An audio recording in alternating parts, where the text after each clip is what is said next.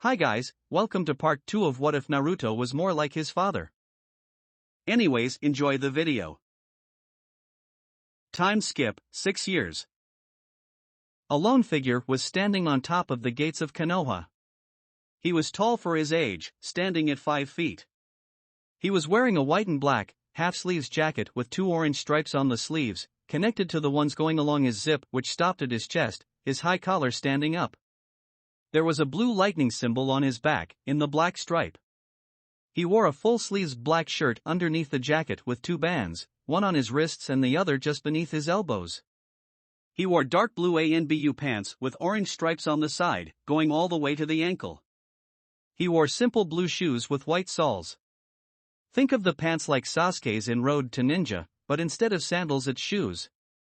On his right thigh he wore a holster held with white tape, and a standard shinobi pouch tucked in at the back of his pants, on the left side. His bright, spiky blonde hair was tied in a messy ponytail. He was Naruto Uzumaki, and today was the day of his graduation exam. As he stood on top of the gate, he reflected on what he had gone through in the 6 years of academy. Just a few days into the academy told him that he was going to receive the short end of every stick. Even though he had no need to learn the academy taijutsu style, he could tell that the stances taught to him were all wrong. But he gave no indication that he knew this. Theory lessons were roughly the same. The teachers taught the different concepts in the class, but never answered any of his doubts. Instead, they tried to sabotage his answers as much as they could. Not that they could do that. Being a genius had its perks. On the bright side, he made a lot of new friends. Friends that he could actually count on. Hinata Hyuga of the Hyuga clan was the first friend she made. He could tell she was an incredibly shy girl who had confidence issues, but a very warm person to befriend. She spoke in the language of stutters, which for some reason, seemed to intensify around him. Her face also turned very red whenever he spoke to her and she fainted most of the times, which is why he let her do most of the talking. She became his friend after he saved her from bullies. Choji Akimichi of the Akimichi clan was a chubby boy who always seemed to have some snack in his hand. Choji had a very big heart once he got to know him through a shared lunch.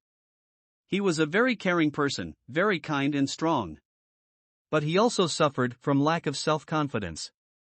He was also very sensitive about his weight, angered very quickly if someone called him fat. Nonetheless, Naruto considered him a dear friend. Shikamaru Nara of the Nara clan was Choji's best friend, because he was the first one to look past his weight and find who Choji truly was. He was also incredibly lazy, his catchphrase being troublesome. Along with that, he was probably the most intelligent person Naruto had met. He didn't know Shikamaru's exact IQ, but he knew his lazy friend was high up in that department, even more so than Naruto. Shikamaru was a true genius at shogi, which is where his weakness also lied. He spent most of his time cloud gazing, or playing shogi to sharpen something which was already sharp. He was the epitome of lazy. But Shikamaru and Choji were Naruto's closest friends. They even took part in the occasional prank that Naruto played. They even enjoyed the punishments they got together after testing their teachers, Irika Umino's patience. Every moment he spent with them, a strong desire to protect them pulsed in his heart. Kiba Inuzuka of the Inuzuka clan was more of an annoyance that grated on his nerves. He was short-tempered and impulsive, which did not help him at all. He was also headstrong, which was probably the reason he got very easily angered in his spars and made mistakes. He always carried his Nin-ken, Akamaru, with him at all times. Akamaru was a small puppy who fit in Kiba's jacket. He always responded to Kiba's nonsense and was always on his side. He held a one-sided rivalry with Naruto and Sasuke. Shino Aburame of the Aburame clan was a calm, collected and a mysterious person, a stark contrast to Kiba's personality. He rarely smiled and gave almost no emotion away while speaking. He was always on the side of logic, always having some sort of explanation to his answers. It always drove Kiba nuts when Shino started to preach logic to him. Naruto made friends with him because Shino was also treated like an outcast because of his ability to control insects. Naruto could empathize with him. He sometimes sat with Shino just so he could enjoy the silence.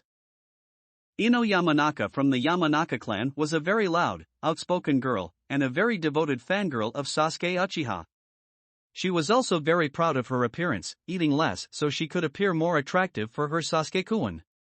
She was a very kind-hearted person at heart, but that side of her was rarely seen by Naruto. She also loved gossip and had made her goal to ensure that nothing stayed secret from her. Not someone he trusted right now, but was sure he would later. Sakura Haruno was a civilian girl who was a rival of Ino's for Sasuke's attention. She was highly self-conscious about her large forehead, which she hid behind her pink bangs. She only had eyes for Sasuke, and often tried to ask him out on dates. Of course, she was always denied. But she tried to immediately hit Naruto after every denial, believing it was his fault. Of course, Naruto never allowed her to hit him, but simply avoided her. There were times though, when he suspected she had split personality disorder. He didn't trust her at all. These people were the only ones who were worth acknowledging. The rest of them simply treated him as the rest of the village did. But there was one person who was closest to Naruto's heart out of all of them. Iruka Umino was his class instructor. He at first thought that Iruka was just like the others. But somewhere down the line, when Iruka scolded him for one of his pranks, he was surprised that he cared for him enough to scold him. He then started treating Naruto for who he was, instead of what he contained. He occasionally took Naruto to a Chirako ramen to eat his favorite dish and was very kind to him. Naruto always felt that Iruka was perhaps the only person who he felt a familial relationship with aside from the Sandame. Sasuke Uchiha was, in the simplest terms, a Class A douchebag. He always acted like he was the god's greatest gift to mankind. In short, Naruto was stupefied how arrogant Sasuke was. He always brooded in class, which somehow his fangirls perceived as cool. He had perhaps the strangest personalities Naruto had ever seen. A mixture of superiority and inferiority complex. Naruto hated how Sasuke was labeled a genius, when he really wasn't. Genius was what Naruto would call the Yandame Hokage, the Nidame Hokage, Kakashi Hatake and Itachi Uchiha. Not Sasuke. Sasuke always evaluated new people that he met. If they were weaker than him, he would arrogantly disregard them, feeling they would hold him back. If they were stronger, he would relentlessly try to surpass them, believing he should be their equal, if not stronger. This infuriated Naruto the most. He hated how Sasuke believed that he should have no equals. He knew how Sasuke's clan was massacred in a single night by the prodigy of the Uchiha clan, Itachi. No one knew why he had done it, but it had left Sasuke deeply scarred. Naruto tried to befriend him at first, thinking the lone boy could use a friend. Instead, he was rudely rejected and outright insulted. Sasuke had said that he had no wish to befriend the class clown, who was also the dead last. Since then, Naruto simply stopped interacting with him outside spars, where he forced himself to lose every time. He did not want to reveal all his cards just yet. But on the inside, he had a desire to be acknowledged by him. His training had gone very well in the last 6 years. He had finished his taijutsu training in 1.5 years, with 6 additional months of self-training. After that, Anko had proudly declared him to be a master of the snake-style taijutsu after getting stalemated in a spar with him.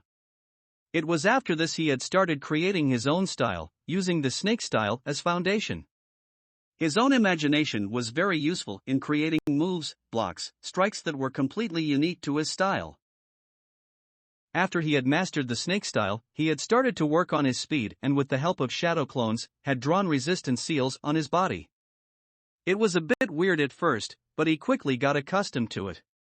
Currently, he was on the 12th level of the resistance seal. He could have already started using the training simulation, but felt that the time was not right, so he held off until he became a genin, preferring to spar with Anko. Her help was invaluable in creating his new style, which was very unpredictable, exactly how he wanted it to be. His style had an attack stance, but he preferred to let his opponents attack him first. He had incorporated his danger sense into his style, making it even more efficient. His style was a combination of linear and unpredictability. He would attack whenever he saw the openings and attack however he could. He had based his style so he did not have any restrictions or limitations.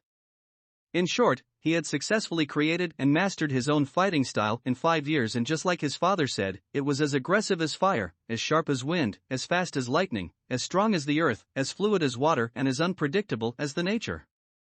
The perfect fighting style. He decided to name it the Elemental Fist. Pretty badass.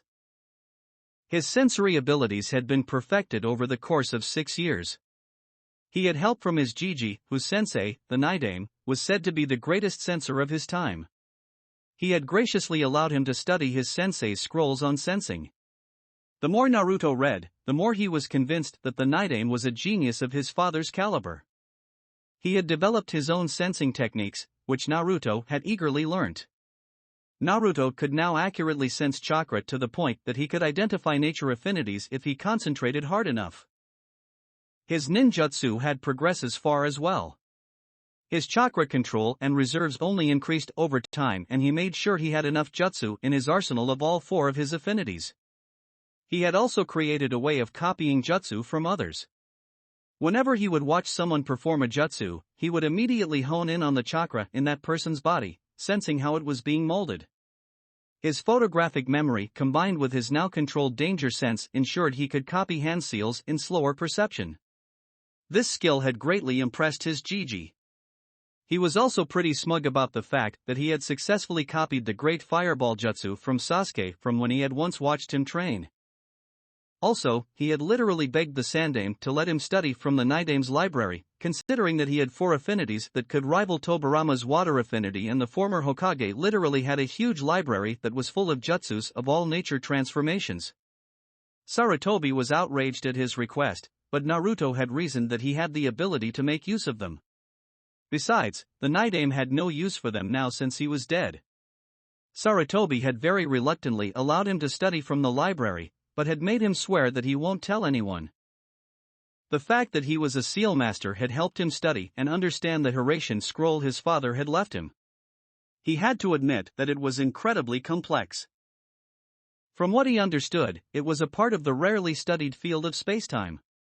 It was a perfect combination of ninjutsu and fuinjutsu.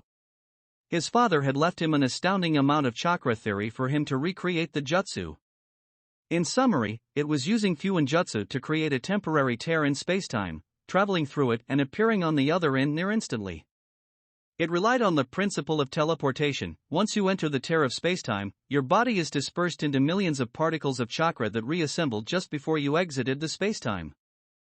Naruto's challenge was in recreating the Jutsu Shiki, seal formula. His father's famous kunai had only 5 kanji on it that he used very successfully. The scroll was enormous, even with his father's improved notes. He had to shorten it, just like his father did, into 5 or 6 kanji. At first he had made the mistake of using his father's formula, imprinted on a kunai, the difference being that instead of his father's chakra, it was his. It even sort of worked, but he slowly discovered the problem in that method. It was taking him too long to sense the kunai, he was wasting chakra as well. He had then reread that every Hiratian formula was unique to its user. He had to painstakingly start from scratch to build his own formula, which would require a lot of time. 2 months of curses and ink marks later, he had proudly created his own Hiratian formula, with a few interesting modifications of his own. He had modified his formula so that instead of sensing the kunai and forcing yourself into the spacetime, which had become easier with his own formula, he maintained a very weak link with whatever he had put his formula in. Whenever he molded chakra and honed on a particular kunai, the link would instantly teleport him, without him having to force himself through. He now required significantly less chakra to use Hiratian, and sensing the kunai became easier. His formula was 4 kanji symbols forming the phrase, fall down 7 times, stand up 8. It was his proudest creation yet. There was one last modification he had made, but gave credit of it to Kurama. Kurama had very strategically pointed out that he would not be able to use Hiratian in places where there is water. For 4 days straight, he worked on another formula which would allow his kunai to stick on water surface. When he had finally tried the Flying Thunder God, he was ecstatic. But he also discovered the jutsu's disadvantages. It took time getting used to. It took him 37 successful teleport attempts to end up on the other side without nauseating. He still sucked at genjutsu. No matter how hard he tried, he couldn't perform a single one. But thanks to his sensory abilities, he could easily break out of one. But this hadn't been tested as of yet. Kurama had very patiently told him that due to the abundance of yang chakra in him, he could never perform genjutsu, which required yin chakra. He had pondered on whether to learn kenjutsu or not, but something inside him, not Kurama, told him that he was not cut out for it. To compensate for it, he had perfected his fighting with dual kunai held in reverse grip. He also knew that he could coat the kunai with wind chakra to sharpen it and lengthen its reach, but had yet to try it out in a real fight. An important thing he had discovered in the last 6 years was that he was alone. He knew that before as well, but had no idea how bad it was. Whenever the parents would come pick their children up, they would turn scornful gazes on him. It cut him every time, but he never allowed it to show on his face. He simply covered with a bored, indifferent look. He had developed a technique of his own after learning the Shunshin no Jutsu, just for battle purposes. The Shunshin simply took too much time for his taste, and he did not want to become too reliant on the Hiraishin. Therefore, he created Shuunpa, the flash step. He would focus his chakra into his leg and would vanish in a sudden burst of speed. He created this for short-distance purposes in a fight. He was probably at low chunin to mid-chunin speeds, counting with the resistance seals on. He also had his IQ tested by Gigi. With an IQ of 177, he was one of the rare geniuses that came once in a generation. He was in league with the Yandame, the Nidame, and Itachi Uchiha. As he stood upon the gates reminiscing, a sudden noise caught his attention. He smirked. That's right, all the alarms would be sounding now, waking them up from their precious sleep. It was his final prank before he became an official ninja. All the civilian council members had been pranked by him. He had set off a timed-release stink bomb in each of the houses, courtesy of Fuinjutsu. He knew the blame would come onto him, but he had made sure nothing connected him to the crime. He also knew that the ANBU would be searching for him due to his prankster reputation. Normally he would proudly take credit for his work, but since it was the important people this time, he made sure to have an alibi, which was the academy. He had specifically set them off just 5 minutes before the first bell rang, 10 minutes before which he was already in class usually. He easily sensed the jutsu shiki he had imprinted in the tree outside the academy and silently vanished in a tiny, blue flash. Appearing on the tree, he closed his eyes as if searching for something. The next moment, the air around him shimmered a little. Naruto then puffed into smoke, signifying that he had perfectly substituted with the shadow clone that was sitting inside the class. The class was as usual, very noisy and chaotic. Thankfully, his shadow clone was sitting on the last bench, which meant he did not draw unnecessary attention. As the memories of the clone came to him, he blinked and then scoffed at the stupidity of the people. Did they really think I would keep wearing that orange jumpsuit? The shadow clone had received stares from people in his change of clothes. Sakura had yelled at him to not act like he was cool, but he had ignored it easily, as was his habit. The clock struck 8, and Irika-sensei entered the classroom, followed by Mizuki-sensei. Naruto hated him. Mizuki always tried to fail Naruto in all the tests by casting genjutsu on them, making them appear tougher. But Naruto paid no mind and continued writing the wrong answers to maintain his facade of dead last. He gave no indication that he knew of Mizuki's pathetic ways to fail him. Finally, the class settled down and Mizuki handed out the papers. As he gave it to Naruto, a very ugly sneer appeared on his face, kind of like a sick smile. Naruto looked at his paper and back to Mizuki, who seemed to be glowing with triumph. Naruto sent an "Are you kidding me?" look mixed in a deadpan stare. He then promptly dispelled the genjutsu on the test, making a blank page appear. So this is your game, he thought with amusement. Raising his hand, he said in a cool tone that perfectly matched his facial expression of bored indifference, "Mizuki-sensei, I believe that you put this blank page here by mistake." Mizuki's thunderous expression almost made him smirk, but he reined it in with experience. He came up to Naruto, a smile staining his face. "Thanks for pointing it out, Naruto. Good thing you spotted it, otherwise you would have failed, he said, placing the real test on his desk. Turning back, a furious expression came across his face. How did the demon spot the genjutsu? He never could do it before. Usually when tests were conducted, Naruto would purposely answer so he barely passed or failed. But today, he decided to let his intelligence shine through. He could hold back a little less today. He finished the paper with 20 minutes to spare, but kept the appearance of writing as to avoid suspicion.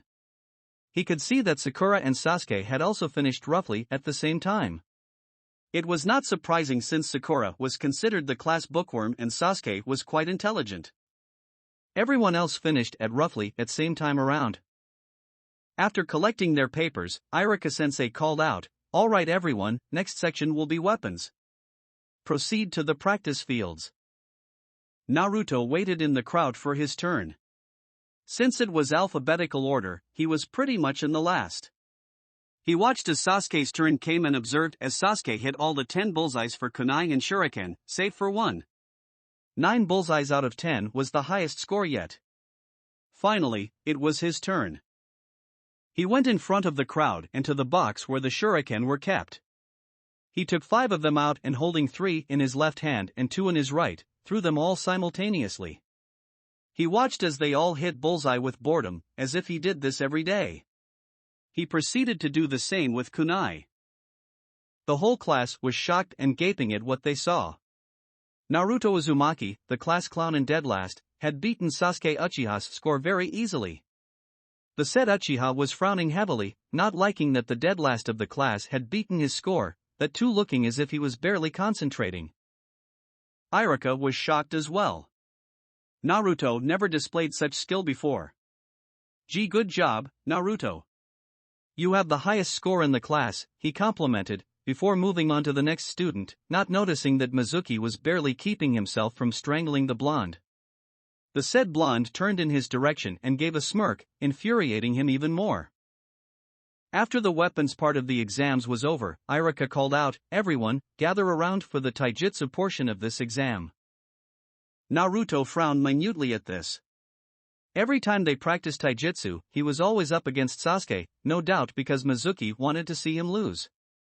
This time would be no different. He was right. "Sasuke Uchiha and Naruto Uzumaki, please enter the ring," Mizuki announced almost gleefully. He was fully prepared to see Naruto beaten down and if he was lucky, he could fail him. "Beat Baka Naruto, Sasuke-kun."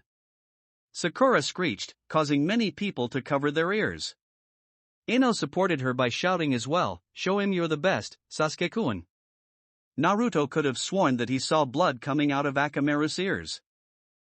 Almost no one cheered for him, but his sensitive ears caught a soft-spoken voice saying, "Gee, good luck, and Naruto-kun."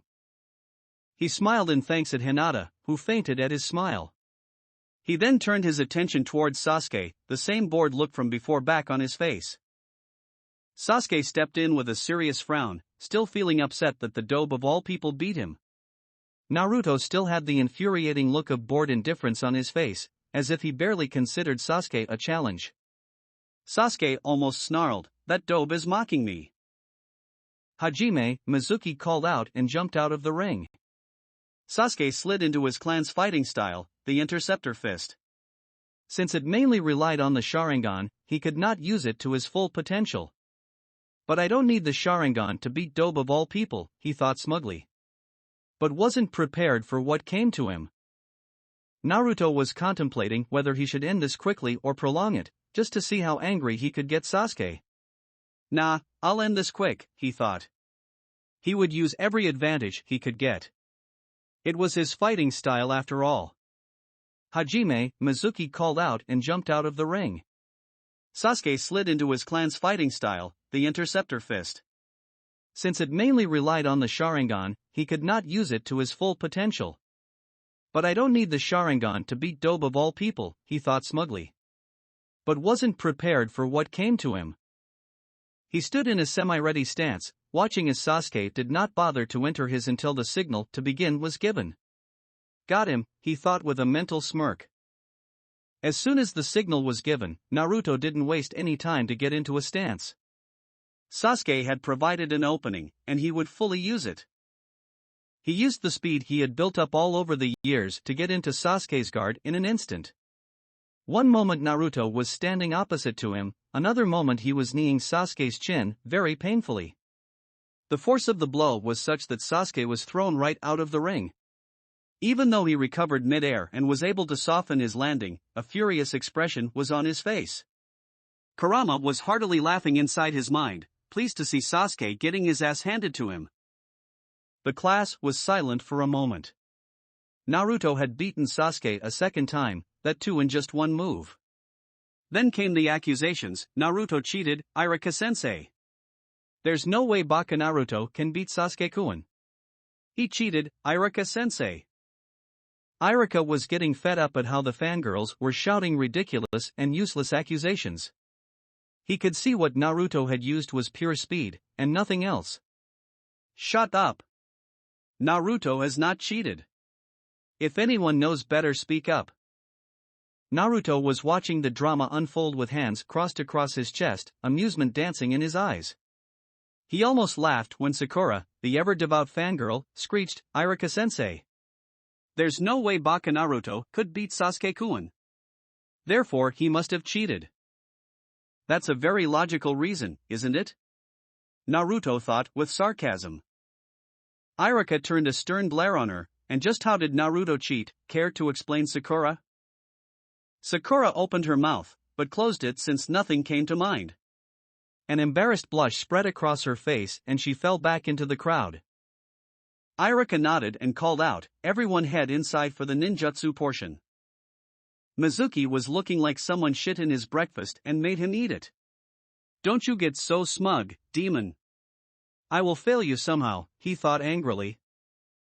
They headed into their class and everyone sat down, keeping their distance from Naruto, who had gone to the back of the class and had pulled out a book to read. All right, you will all sit here until we call out your name.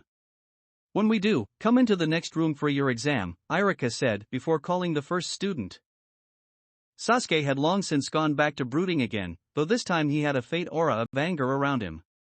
How is the dobe so good? I never saw any signs of skill in him, and every time he was the last in class, so why was he able to beat me that easily? It doesn't make any sense, he thought furiously. Soon enough, it was Sasuke's turn. He went out of the door and returned 5 minutes, a hitayate on his head. He smirked in the direction of Naruto, but grit his teeth when he saw that Naruto wasn't even paying attention to his surroundings, he was too engrossed in his little book. This book is very interesting, he thought as he read the tips and tricks of Fuinjutsu written by his parents. So engrossed he was that he almost missed his name being called out. He snapped his book shut and put it in his pocket. He then proceeded into the next room. Iruka and Mizuki were sitting on chairs, a desk in front of them. Mizuki watched with barely hidden glee. Today you will fail, demon. All right Naruto, perform the Henge no Jutsu, Iruka instructed. Naruto nodded and formed the ram seal. A puff of smoke later, the Yandame Hokage was standing in front of them. Iruka smiled. Naruto was full of surprises today. Very good, Naruto. Now perform the Kawarimi no Jutsu. Naruto nodded, and a second later, Mizuki was sitting on the ground, wondering how he came there. A second later, he turned furious eyes onto Naruto, who was looking a little too innocent. I'm sorry sensei, are you okay? He asked, with fake concern in his voice. Mizuki got up and brushed himself. I'm okay Naruto, don't worry, he said with gritted teeth. Iruka nodded approvingly. Excellent Naruto, you performed it without smoke and without seals too. You get extra points for that. He looked up from the paper and said, lastly, perform the Bunshin no Jutsu. There was some fear in his voice. Naruto could never perform it perfectly. But Naruto surprised them yet again. Holding up a half ram seal, there was a puff of smoke and 3 Narutos were standing in front of him. Of course, they were actually Kage Bunshin, but they didn't need to know that. He was actually proud that he only needed a half ram to execute Kage Bunshin, instead of the full seal. Mizuki watched helplessly as Iruka declared Naruto passed and told him to pick between black and blue. Naruto picked the blue itaiate and asked if Irika could tie it just beneath his left jacket sleeve. Walking out of the room, he saw that the class was giving him the same, gaping look, again. Annoyance passed on his face. "What are you looking at?" Kiba pointed an accusing finger at him, a shocked look on his face. "You got a hitaiate." Naruto simply gave him a deadpan stare. Slowly clapping, he sarcastically drawled, "Well done, Kiba, you now have a firm grasp of the obvious." Snickers erupted in the classroom as Naruto made Kiba feel stupid with a single statement. Kiba prepared to pounce on Naruto when Irika entered the classroom. "Everyone settle down." After everyone was seated, he said, "Those people who have passed will come tomorrow in the morning for team assignments. You can leave now." Naruto leisurely walked out of the academy, in no hurry. He had nothing else to do, so he sat down on the swing on the academy's tree. He sat there for a long time, thinking of what he will eat today. He sensed someone coming and hid his scowl. "What does Mizuki want now?" Mizuki came up behind Naruto. "Congratulations on passing, Naruto." He almost threw up in his mouth saying that. Naruto curtly replied, "Thanks." He said no more than that. He didn't need to. Mizuki approached him, "So he will be the one to talk. I was impressed on how you performed, Naruto. But you still don't have enough points to claim Rookie of the Year. I will offer you a special test if you're interested in that title," he said. Naruto just looked at the man. "What a fucking idiot," Kurama helpfully supplied. But Naruto wanted to see where this was going. "Really, Mizuki-sensei?" he hopefully asked. Mizuki smiled at how easily he fooled the demon. "Yeah. You just need to take a scroll from the Hokage vault in the Hokage's office and bring it to me beside the old shed in the forest at midnight. You know that, right? Bring it to me and consider yourself the Rookie of the Year," he said as he walked away. "He really has a very low opinion of you, doesn't he?" Kurama commented. Naruto mentally agreed. "He just asked me to steal the forbidden scroll. What a moron," he thought as he flashed to the Hiraition Shiki in his apartment. He had a seal to make. XXXXXXX. The sky was dark with clouds, shrouding the village in shadows. It was perfect for him to sneak around. In a series of flash steps, he was at the Hokage Tower in minutes. Dodging the ANBU on patrol, he easily masked his chakra signature and sneaked into the office. He soon found the Hokage vault and took out a piece of paper, a complex seal drawn on it. He slapped it onto the vault door and watched as it glowed for a moment. He knew opening the door was no problem for him, but the alarms that would sound after would be. Which is why he created a seal that would suppress the alarms of any seal for roughly 10 minutes. Enough for him to complete his task. He took the scroll and slung it around him. He exited the way he came from, but paused for a moment. "What's up, Gigi?" Hiruzen replied as if he totally hadn't caught Naruto stealing. "The night strolls are often very peaceful for me. I trust that the scroll would be returned, that was more of an order." Naruto simply nodded, making his way to the exit when Hiruzen stopped him. "You know it would look suspicious if it looked like I just let you through." A mischievous grin almost split his face in half. This was the perfect time to try it. He turned around, not bothering to hide his grin. He put his hands in the ram seal, whispering, "Oiroke no jutsu." A puff of smoke revealed a curvaceous and an extremely beautiful blonde female Naruto, clad in birthday clothes. Wisps of smoke were covering the more important bits. It was the Sandame's weakness as well as his sweetest dream. A huge amount of blood burst from his nose with such force that he fell backwards unconscious, having a perverted smile on his face. Naruto released the henge, barely holding himself from laughing out loud.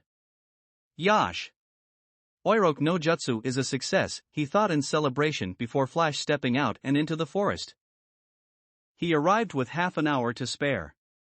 Shrugging, he put the scroll on ground and opened it up, looking for something useful. He found the Kage Bunshin along with its explosive counterpart, Bunshin Debukua. He also found the Gojo Kabaku Fuda, a jutsu created by the Nidame. It was about self-replicating explosive tags. A wicked grin crossed his face. "I'll have so much fun with this one." He also found a very interesting theory on how to change the color of your lightning. A thoughtful look crossed his face and he mused, it will be cool if I can do that.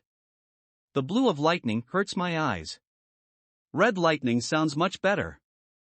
He always avoided Raiton because it was just too bright for his eyes.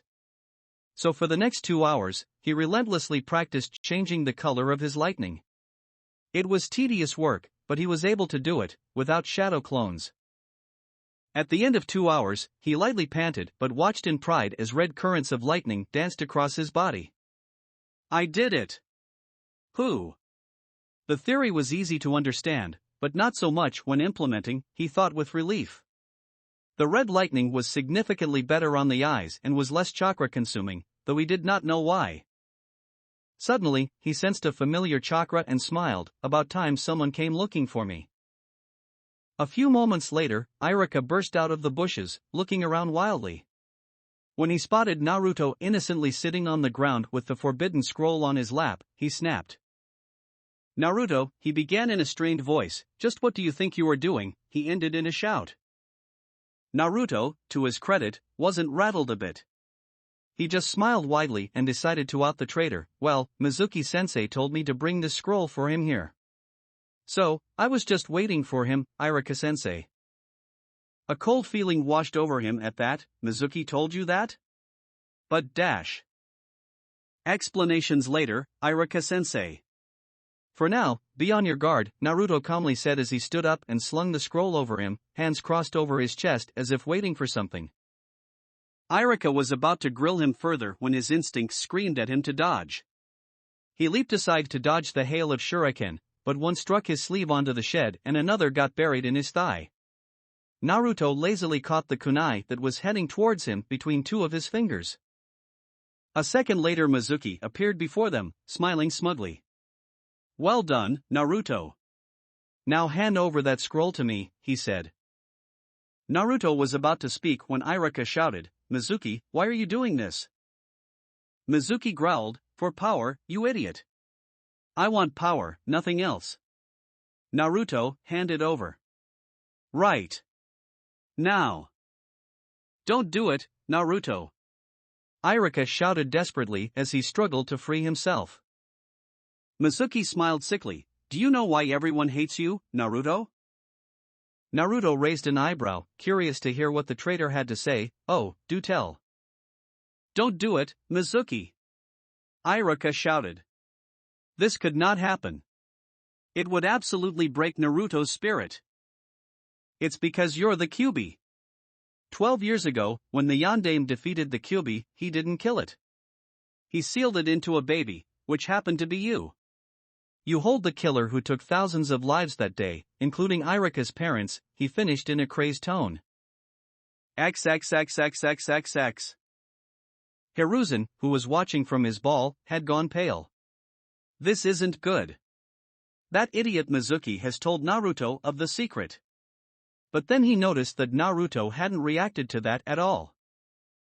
His face became paler, nearly to the point of white. Could it be that he already knows? He refocused himself and watched. XXXXXXX. Naruto simply gave Mizuki his patented look, are you done displaying your stupidity? Mizuki was as confused as Irika. You are obviously unworthy of your rank since you can't tell the difference between a sealing scroll and the kunai which is sealed into it. As for the Kyuubi, I have already known for 6 years, he calmly revealed. Irika had gone pale at that. Naruto had known since he started the academy. Mizuki was growling at the insult aimed at him. How dare that demon insult him? And you tried to hurt Irika-sensei, here his tone turned menacing, so I really can't let you go scot-free. Naruto was contemplating whether to knock Mizuki out with a simple Raiten jutsu, or give him third-degree burns with a Katan jutsu. Logic, logic, logic. Fuck logic. He just tried to hurt Irika. Let's go for brute force. With that, he formed a half-ram seal and instantly, the whole clearing around them was filled with smoke. As soon as the smoke cleared up, Mizuki became paler than he already was. Hundreds of Naruto surrounded him. Every inch of the clearing was covered by a Naruto, each of them looking at him with those menacing blue eyes. He had a sudden realization, same as Irika. The clones he created in the exam were shadow clones. Let's go! One of them shouted, and together, the whole army of Naruto descended upon him. Naruto walked up to Irika, all the while listening to the sounds of bones cracking and breaking. He dispelled the clones and hid a small wince at the memories. Mizuki was literally a broken man now, in both the ways. Naruto knelt down beside Irika, freeing him easily and helping him up. Irika had a confused expression on his face. Naruto, do you? Yeah, I know about him. We're actually very good friends, he revealed nonchalantly, laughing at the horror on Irika's face. In a much gentler tone, he said, now let's get you to the hospital, sensei. That thigh wound won't heal itself. In a flash step, they disappeared. XXXXXXX. The search was called off when Naruto and Irika returned to the Hokage with the scroll. The Hokage commended them for stopping Mizuki from escaping the village with the scroll. He also gave Naruto a B-rank mission pay, as well as a B-rank mission on his record. He wanted to ask him about him knowing the Kyuubi, but decided that now wasn't the best time, so he let him go. Thanking his Gigi, he exited the tower and instantly flashed to the Hiraishin formula in his apartment. He took off his clothes and fell onto the bed in his boxers. Pulling the covers on him, he smiled and closed his eyes. His shinobi life was off to a great start. Tomorrow will be interesting. Naruto had a hard time sleeping that night, but he could hardly be blamed. He was officially a ninja. On top of that, he would meet his new teammates tomorrow, but he had a bad feeling about that. He tried to ignore it, which was easier done than said. The feeling was easily buried beneath the excitement he was feeling. Over the years, his body had an internalized clock, which was very beneficial health-wise, but unfortunately did not allow him to sleep more than 7 hours, no matter how much he wanted to. At 5 in the morning, his eyes would snap open by themselves, his body having sufficiently rested itself and ready for the day. As was the case today. Which is why he was so confused when he woke up at his regular time of 5 in the morning, not feeling any tiredness from the events of last night. While not complaining at the lack of tiredness, irritation slowly took hold of him, making him frown deeply. By all means, he should have easily slept till 9 in the morning. One late arrival to class wouldn't hurt him at all. No use whining about it. Best start my day with the usual, he mentally grumbled and got out of bed. Quickly finishing his morning rituals and dressing up, he took 2 bananas and gobbled them up. He figured his irritation would be gone by the end of his morning run. Inside his mind, Kurama was trying to keep his sniggers from echoing in Naruto's mind. He had initially decided to let Naruto rest because of his late night, but his sense of mischief decided to manifest itself and he changed his decision. He let a larger amount of his chakra than usual in Naruto's body, just enough so Naruto would wake up at his usual time instead of his natural 7 hours. Stepping outside, Naruto felt the slightly chilly air of the morning. The sky was still dark, but it was perfect for him. A sudden thought struck to him, how about I run with my resistance seals off today? Get used to the normal speed. What do you say, Kurama? Kurama gave a yawn that reverberated through Naruto's mind. He forcefully clenched his jaw to prevent his own from happening. Kurama replied, it's a good idea. You should get used to running without seals every once in a while, Naruto. Otherwise, you wouldn't be able to control your own speed. You would just speed past the place you intend to stop. Naruto nodded, agreeing with Kurama. He wondered if his father had the same problems, but pushed those thoughts aside. Best get used to it gradually, he thought. Making a ram seal, he lowered the resistance seal on his body from level 12 to 6.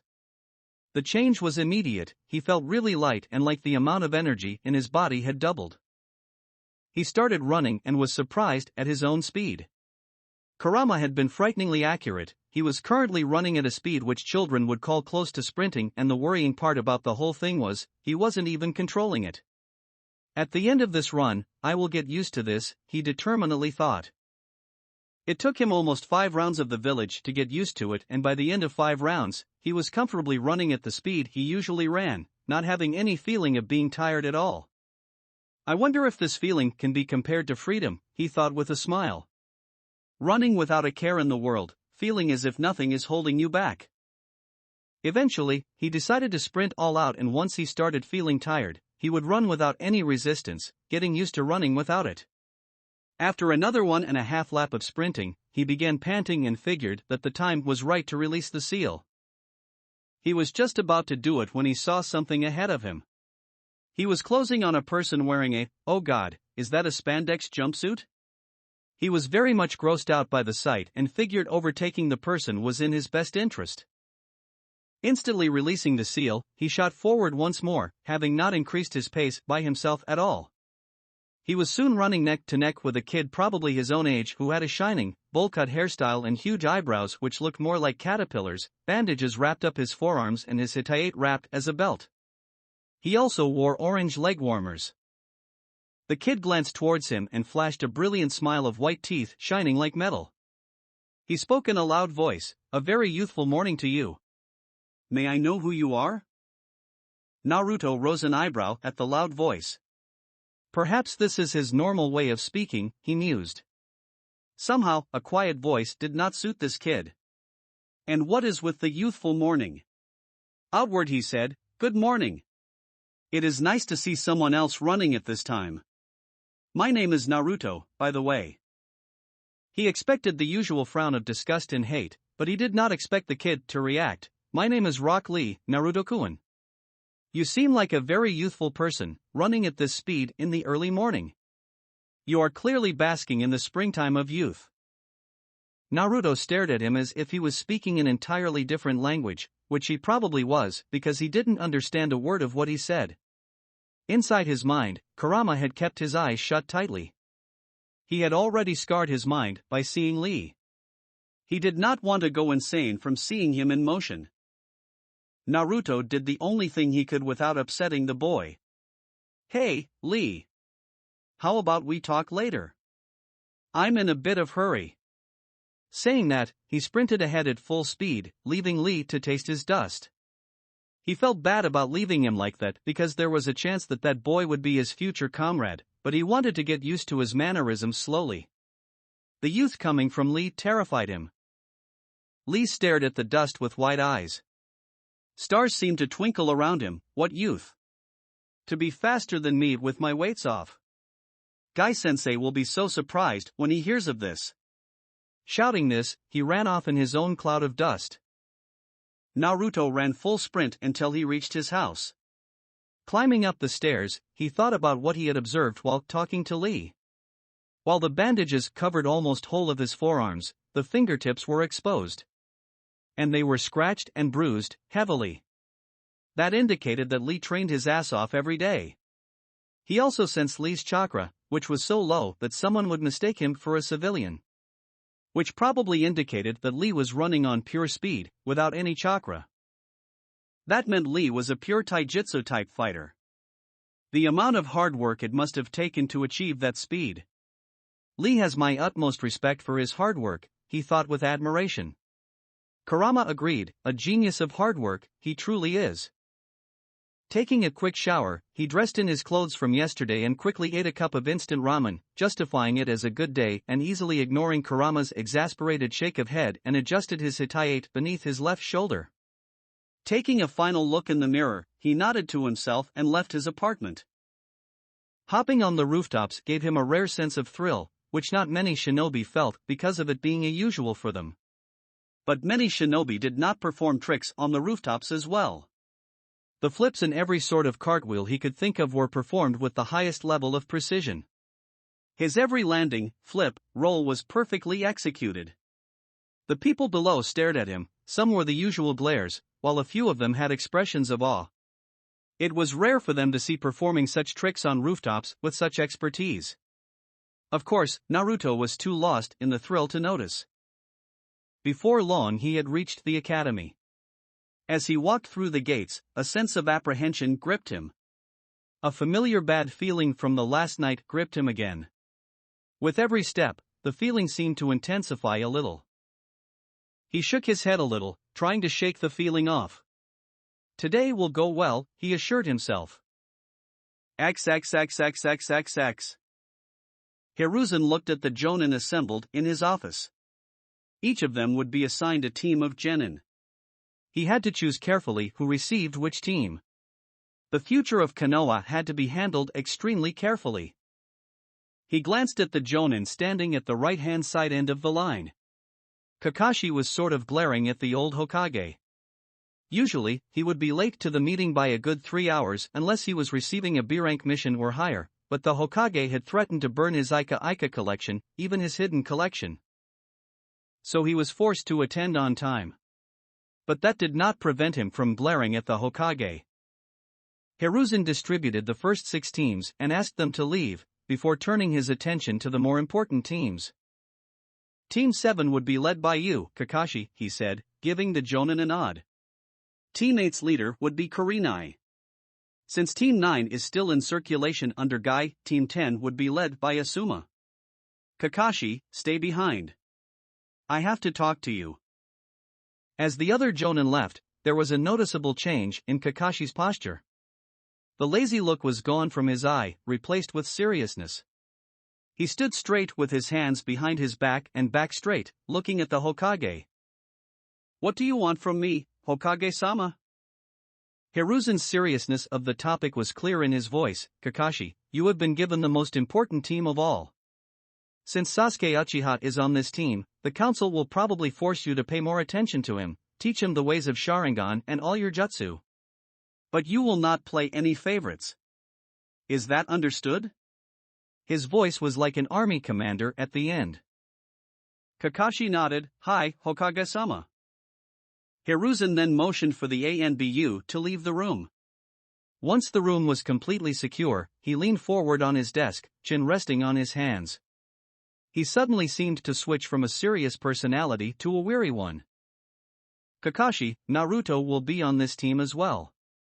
That single sentence seemed to bring out Kakashi's memories that he did not want to remember.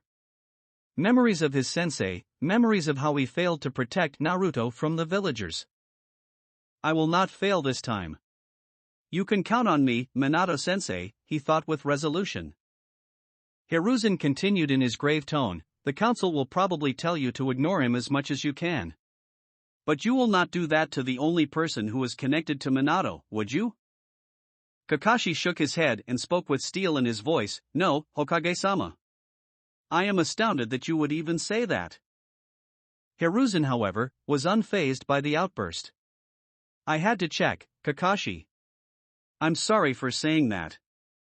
Kakashi nodded absent-mindedly, his mind already making plans on how to deal with his new team.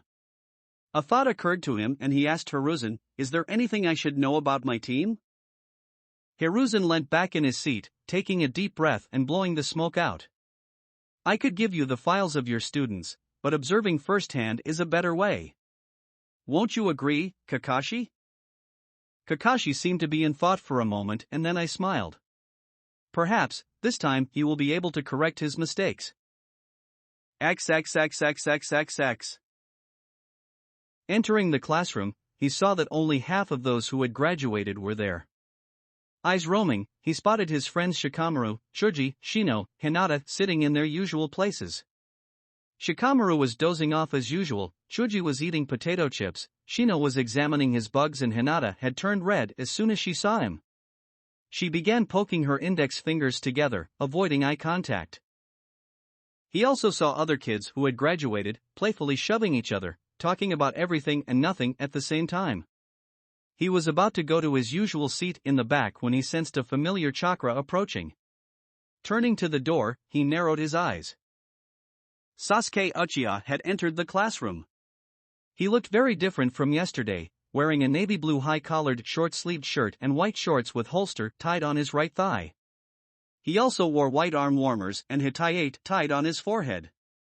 He still had his usual air of arrogance and smugness around him. His posture carried confidence, which was clouded by arrogance. His coal black eyes roamed the classroom until they settled on him. Naruto saw some anger seep into them, still sore about yesterday. Sasuke, he thought. Sasuke marched up to him, his hands in his pockets, implying that he had no intention of attacking Naruto. He stopped a feet away from him and looked in his eyes with almost a burning intensity, his narrowed eyes showing that he would be keeping an eye on him from now on. Naruto narrowed his own azure eyes in return, the cold intensity of them as cold as ice in response to Sasuke's fire. His eyes conveyed his response very clearly, "Bring it, Sasuke." They both were so lost in their glaring contest that Sasuke failed to notice one of the kids stumbling towards his back.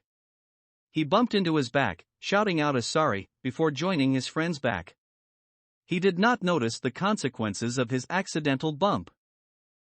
Naruto's eyes had become as wide as saucers when Sasuke's lips crashed onto his own. He was so stunned from that he just froze on his spot, as did Sasuke, looking into each other's eyes with disbelief. He did not even hear Kurama's loud belly laugh at his situation, so shocked he was having his first kiss stolen from Sasuke of all people. He was even more horrified at the amusement he was feeling. This feels so wrong, on so many levels, he thought with no small amount of panic. Sasuke having thoughts along the same lines. He didn't imagine in his wildest dreams that his first kiss would be stolen by the dobe. Just what did he do to deserve this? All he felt was disgust at feeling a boy's lips on his own. But the shock of the situation had frozen him to his place. This was the scene that Sasuke's most devoted fangirls, Sakura and Ino, along with other fangirls, were greeted to. They both blankly stared at them, not being able to form even full words wa-ho-. Naruto finally came to his senses and immediately stepped back from his spot, prompting Sasuke to do the same. Naruto rubbed his lips, slowly cleaning them off. Turning furious eyes on the dark-haired boy, he hissed, "What the hell, Kuso Yaro? Just what gave you the indication that I liked you? Unlike you, I happen to be an avid fan of the opposite sex." Sasuke was taken aback by Naruto's rant for a moment, but was quick to recover. His voice turned downright menacing, "Not that Naruto was intimidated, it was your fault, dobe," he accused, rubbing his lips furiously. Naruto was quick to snark back, "That's my line, team. I'm not the one who suddenly decided to step forward and kiss me." His first kiss went to Sasuke, of all people. Oh, the shame. Sasuke stormed to his seat and sat down, slipping back into his daily brooding routine. Naruto silently scoffed and turned away. Just what is so great about that guy? He was about to go to his regular seat when he felt it. It was not killing intent, but it felt like he had done something grievously wrong. Turning around, he almost went pale. All the girls of the class were looking like dogs ready to pounce and kill. Baka Naruto. How dare you steal Sasuke-kun's first kiss like that? Sakura and Ino were quick to blame him, with the others following. Kurama was still snickering in his mind and Naruto resisted the urge to sigh. Seeing the kunoichis take a threatening step forward, he slid his left leg back, ready to flash step out of here if necessary. He had to find a way to. Everyone settled down. The loud voice of Iruka-sensei was heard in the classroom, but the girls didn't seem to hear it, ganging up on Naruto, who didn't look nervous at all. Iruka saw his favorite student being ganged up on by the kunoichis and put a hand on his face in resignation. "Now what did you do, Naruto?" Feeling the need to save his little brother, he activated his big head no jutsu. "Settle down, you brats." The effect was immediate. All the girls were seated so fast they almost looked like they were teleporting. However, Naruto was immune to Iruka's jutsu for a long time and so, he calmly walked up to his usual seat and sat down, looking out of the window with a bored look. Iruka looked around the room and started his attendance. Aburame Shino. Here. Akimichi Chuji. Here, sensei. The roll call continued, but Naruto simply wasn't paying attention since his name was last anyways. Uzumaki Naruto. Right here, he waved his hand lazily. His response sounded way cooler than any of his classmates, and for this reason, it rattled Sasuke's fangirls. Baka. Sakura stood up and pointed an accusing finger at him. "Stop trying to act cool like Sasuke-kun." Yeah. Her statement was supported by nearly all the fangirls in the room, except Hinata. Naruto, who was still looking outside, turned to face Sakura. Did you say something? He asked in an absent-minded tone. Irika suddenly wondered just where Naruto had met a one-eyed jonin who habitually said the same thing. The girl shrieked and hurled various insults at him, which were easily ignored. Irika coughed to get the class's attention, and when he had it, he started speaking. You guys are now, officially, ninja of Konoha. But remember, you are simply a genin. The road from here will only be uphill now. You will be now divided in groups of 3, and a jonin sensei will be your teacher. Everyone had different thoughts about this. Ino said to Sakura in a sly tone, I wonder who will be on Sasuke-kun's team. Sakura gave an annoyed glance to her, who knows? However, inner Sakura shouted in her mind, Cha. I'm the one who will be on his team. Sasuke thought with a small amount of irritation, a team of 3? Shay. They will only burden me and hold me back. Irika then began announcing the teams. It took a while, but he finally announced Naruto's, Uzumaki Naruto. Naruto paid close attention at that, Haruno Sakura, causing a depressed cloud to appear on top of her. I'm on a team with Naruto? Why? Naruto had a more expressive reaction. A purple cloud seemed to form over his head and he banged his head on the table. Fuck my life, he groaned. Many felt sorry for the poor bastard, despite not being his friends. No one deserved Sakura as a teammate. Even Kurama was whispering comforting words such as they could kill her and bury the body. And Uchiha Sasuke, Irika announced the last name. This time Sakura jumped in joy. Turning around, she flashed a superior smirk at the flabbergasted Ino, who was clenching her fists. Inner Sakura was shouting in joy, Cha. True love always prevails. Shikamaru Simple muttered, troublesome. Trying to divert his mind from his recent depression, Naruto listened closely for the other teams. Team 8 was Hinata, Kiba, and Shino. Naruto raised an eyebrow at that. Taking in account that their special traits are not in fighting.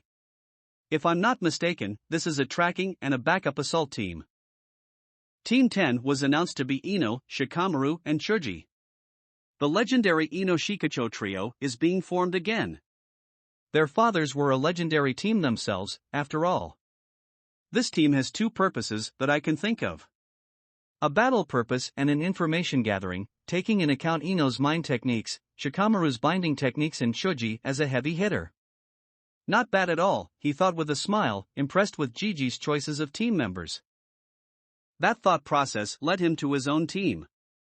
A tiny frown appeared on his forehead. Sakura doesn't possess any specialties, except her high level of chakra control.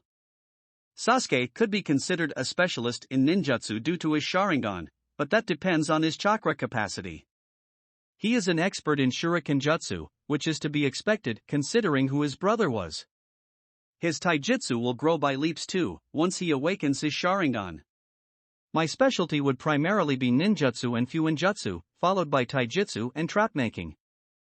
Naruto's frown disappeared as he realized something, so that's how it is. Our team is a primary, heavy assault team. That old man really is something else, he smiled, shaking his head, impressed by the old Hokage. Time passed and one by one, Jonin Sensei came to take their teams away.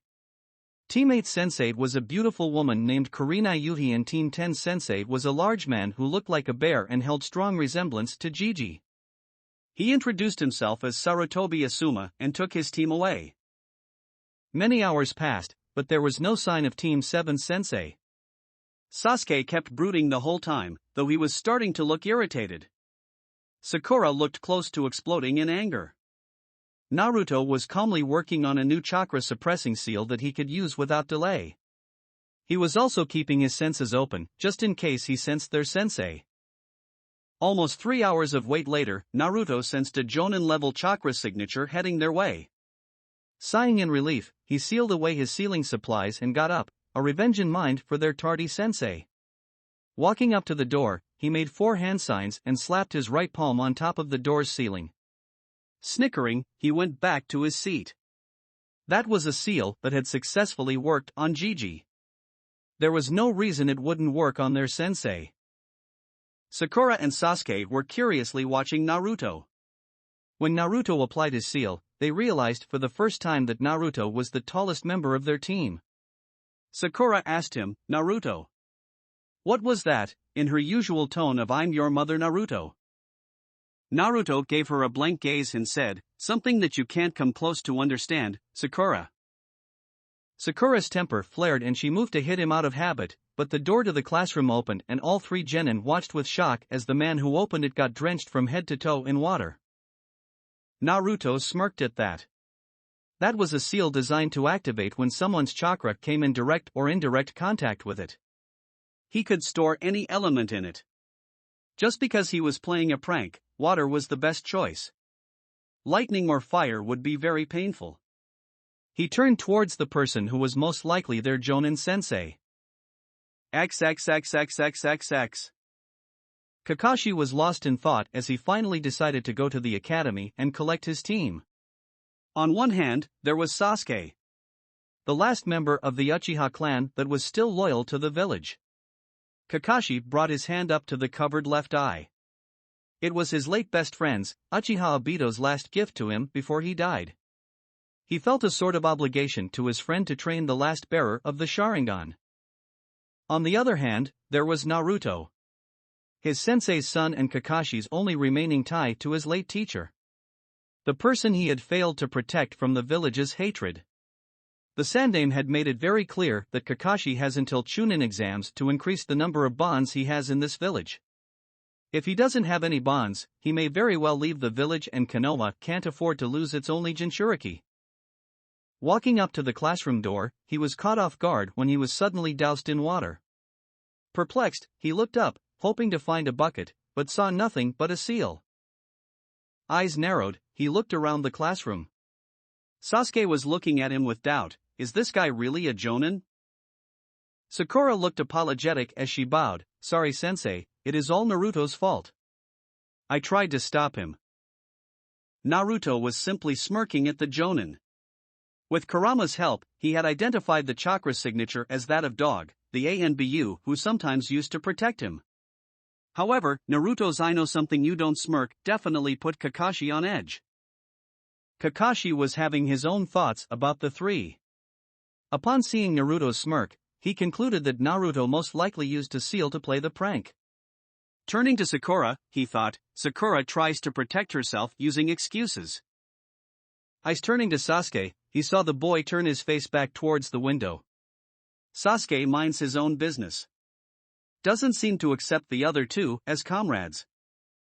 He sighed internally, there is not a single shred of teamwork in this team at all. Outside, he gripped his chin in a mock-thinking pose and said in his lazy voice, how do I put this?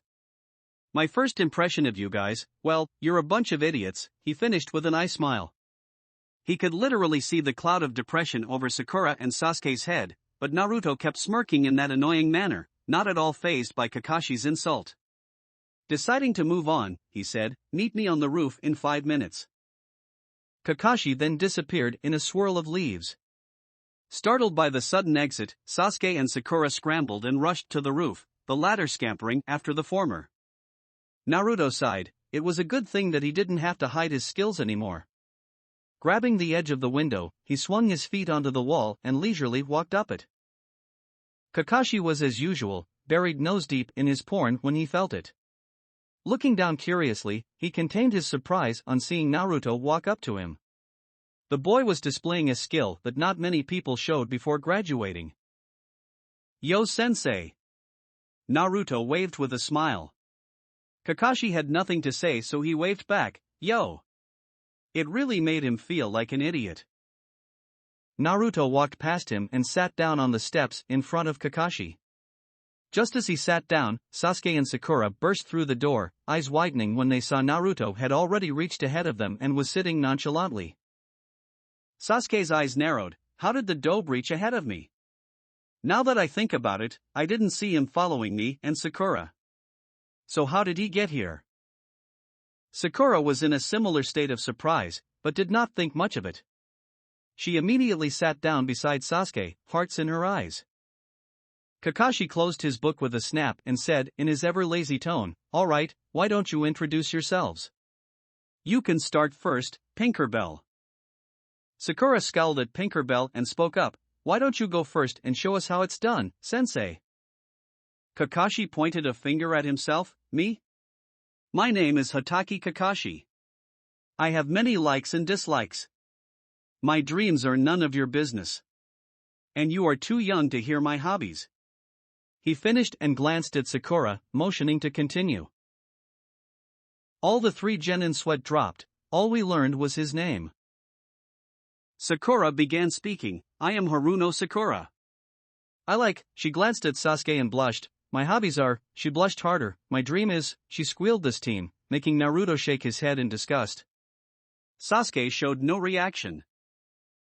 Kakashi asked, "Dislikes?" Sakura was quick to scowl, "Inopig and Baka Naruto." Kakashi thought with a resigned sigh, "I just had to get a fangirl." He motioned Sasuke to begin. "You next, Emo." Sasuke scowled like Sakura at the nickname, but spoke, "Uchiha Sasuke. I have few likes and many dislikes.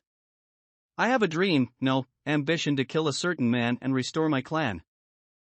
Sakura was looking at Sasuke with hearts in her eyes and thinking, "Sasuke-kun is so cool."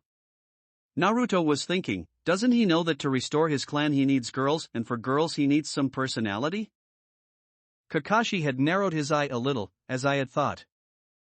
He motioned for Naruto to begin. "You next, Blondie." Naruto was not at all offended at his nickname and spoke with a small smile, "The name's Uzumaki Naruto. I like ramen and spending time with Irika-sensei. I dislike the 3 minutes it takes for ramen to cook. My hobbies are training and experimenting with Fuinjutsu. My dream," his smile became a full-blown grin, "is to become the strongest Hokage ever." Kakashi smiled slightly. His hobbies are a bit unusual, but he has certainly grown up in an interesting way. He then said, "All right. All of you are unique and have your own ideals. We will start our duties from tomorrow. But there is something that the four of us have to do first." The deadpan in his voice was unmistakable. Naruto tilted his head ever so slightly. "What would that be, sensei?" "Survival exercise," Kakashi replied seriously.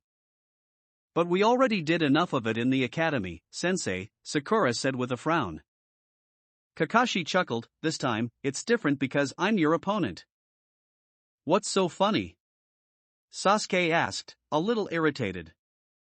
"It's your reaction you hear this. Of the 27 graduates, only 9 will be made genin. The rest will go back to the academy.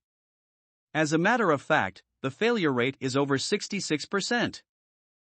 As Kakashi predicted, everyone's eyes went wide at that, Sakura going as far as to gaping. Kakashi laughed and said, "Told you you'd freak out." Naruto then deduced with narrowed eyes, "Then it is quite clear that the graduation test was just to select those who have the potential to become genin, isn't it?" Kakashi raised an eyebrow. That was quite perceptive of him. "Looks like you have a lot of secrets, Naruto-kun." He easily ignored Sakura shouting at Naruto for trying to act cool like Sasuke. "Anyways, meet me on Training Ground 7, tomorrow morning 5 o'clock. Skip breakfast if you don't want to throw up." He vanished in a leaf shunshin after that. For a while, none of them moved, thinking of the man's advice. Naruto got up first, walking over to the railing. He prepared to leap over, but stopped, turning around and asking, "Hey, you wanna come and have lunch, get to know each other since we are teammates now?" Sasuke snorted in disdain and walked away, Sakura following him like a puppy. She followed Sasuke's lead and shouted, "Yeah right, like anyone would want to eat with you, loser." She then engaged in her daily habit of asking Sasuke for a date. Kurama was smirking, "She's the one to talk about weak." Naruto simply replied, "It's not worth wasting our thoughts like that, Kurama. Besides, at least I tried. It's always the thought that counts." He leaped over the railing and sprinted to his usual training ground to do his training for the day. Perhaps he could even find Anko and persuade her to spar with him. XXXXXXX.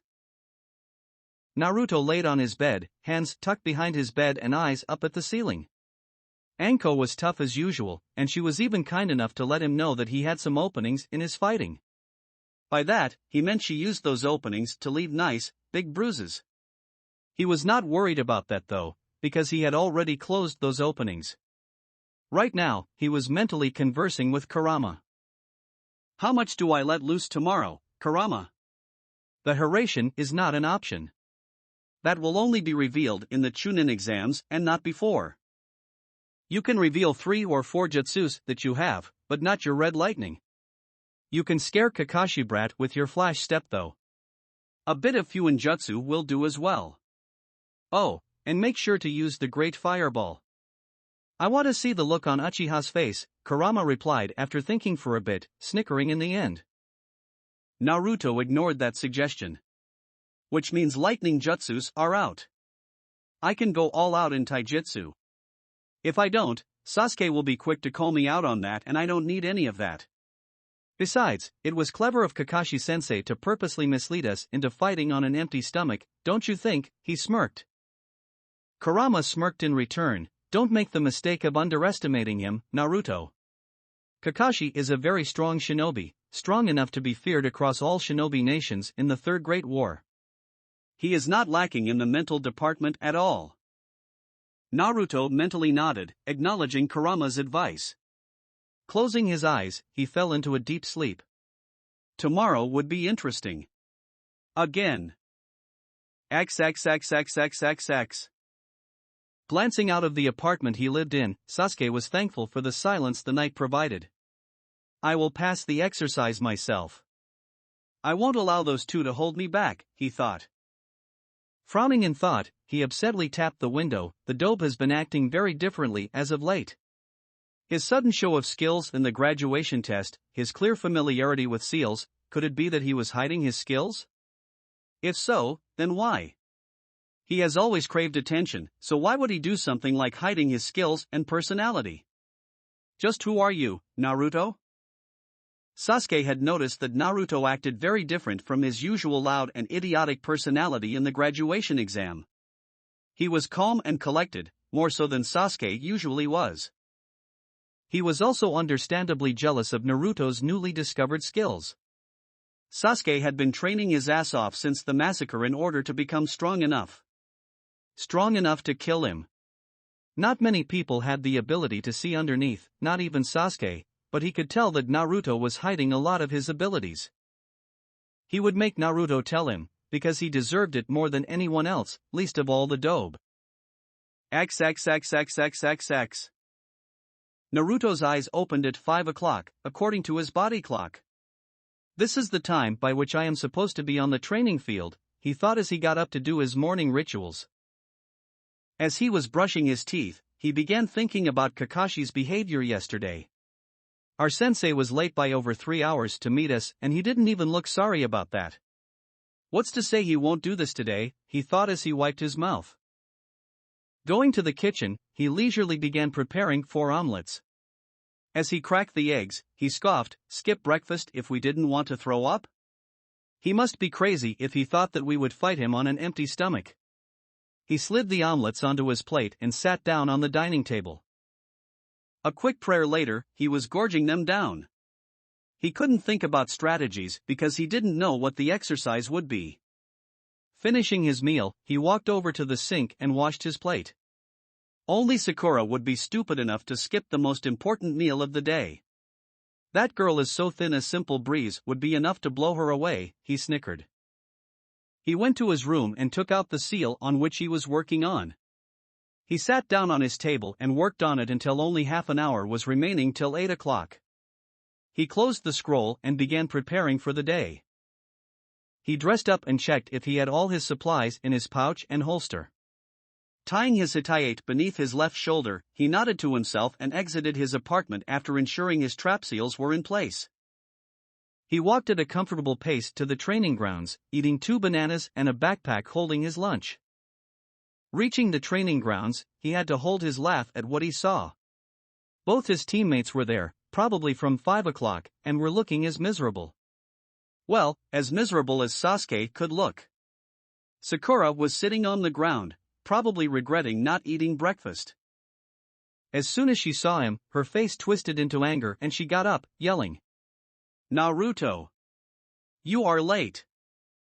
Naruto looked around and sure enough, Kakashi wasn't here. Turning back to Sakura, he shrugged, I don't know how I can be late if sensei isn't even here, Sakura. Sakura opened her mouth to yell more, but couldn't refute his statement. Her stomach decided to rumble at that moment, followed shortly by Sasuke's. Naruto raised a disbelieving eyebrow, they really are that stupid? He spoke with disbelief, you two didn't eat breakfast? The mentioned two shook their head, but Sakura yelled again, Sensei told us not to eat breakfast, baka. Why did you eat it? Naruto glared at her, causing her to flinch, I'm standing right here, Sakura. There's no need to yell. As for eating breakfast, he spoke as if speaking to 4-year-olds, it is the most important meal of the day, you know. Sakura's temper got the better of her and she moved to hit Naruto. But Naruto decided to teach her a lesson and caught her fist easily, his cold eyes freezing her in her place. I suggest you stop doing that. Otherwise, I'll do more than just catch your fist next time. His voice was a whisper, but it was cold as ice, letting her know he was dead serious. He even enforced his threat with a little ki, making her sweat. Sasuke had been watching the both of them and had to admit that their interactions were amusing. However, that amusement ended when he heard Naruto's threat. He was surprised at how serious and deadly his teammate could sound. Naruto released Sakura's fist and walked up to him, asking, why didn't you eat breakfast, Emo? Sasuke glared at him, refusing to answer. Naruto shrugged and walked up to the posts, setting his backpack on top of one of them. He then sat down, legs crossed and eyes closed, waiting for their sensei to show up. Turns out Kakashi was even more late than yesterday. He showed up at 10 minutes to 11, hi fellows. Good morning. He was sounding even more lazier than yesterday, if that was possible. Sakura pointed at him accusingly you're late. Kakashi's eye curved up in a sort of smile, well, you see, a black cat crossed my path, so I had to take a long cut to avoid bad luck. Liar! Sakura shouted. Naruto's sweat dropped, tardiness and lame excuses? Just what's wrong with this guy? The silence became awkward and Kakashi coughed to break it, well, let's begin. He placed his backpack down and pulled out an alarm clock, which he set for 12 o'clock. He put it on one of the posts. He then took out 2 tied bells, your task is to take these bells from me before the alarm rings. Those who don't get the bells get no lunch. Not only that, I will tie you to the posts and eat lunch in front of you. Sakura's hungry, devastated face was exactly what he wanted. Sasuke tried to hide his hunger, but his stomach betrayed him. Only Naruto looked calm among them. Naruto, why did you eat breakfast when I told you not to? Sakura smiled, expecting Naruto to get punished, but Naruto simply replied, you only suggested not to, sensei. You never said it as an order. Also, I'm not an idiot who forgets to eat the most important meal of the day. Sasuke and Sakura glared at him for implying they were idiots, while Kakashi just hummed. He is turning out to be very interesting. Maybe he would figure out the purpose of this test as well, he wondered. You only have to get 1 bell. Since there are only 2, one of you will get tied to the stump. The one who doesn't get a bell fails and goes back to the academy, he said, smirking at the horror on their faces. He continued, if you don't come at me with the intent to kill, you will fail. Any questions? Sakura spoke up, a confused look on her face, but sensei, what if you get hurt? Naruto snorted at that. Kakashi was a freaking jonin. They would be hard-pressed just to harm a hair on him. Kakashi almost laughed out loud but managed to rein it in, don't worry, I won't. Alright, begin. The 3 of them jumped out of sight. Kakashi then tied the bells to him and took out his Ika book. They've hidden well. A shinobi should be able to hide from his enemies. Now to wait for one of them to attack, Kakashi thought as he kept his eyes on the book. XXXXXXX. He's got to be kidding. I've only ever seen 4-man cells. There's no cell with only 2 genin and a jonin. There's a different purpose to this test, Naruto furiously thought. His eyes then widened, he knows we won't be able to get the bells single-handedly. He wants us to work together. That is the purpose of this test. He smirked in victory, but that smirk turned into a frown. Those two will never work with me. Maybe I can convince them, after I get beat up from sensei. With that, he released his seals and shunpoed from his spot. Kakashi looked up in surprise as Naruto Shimeto shimmer before him, landing in a crouch. What was that? He appeared really fast. His speed was too high for a genin. Rather stupid of you to come at me head-on, isn't it? I don't see what's stupid about testing your opponent, Naruto replied, eyes narrowed.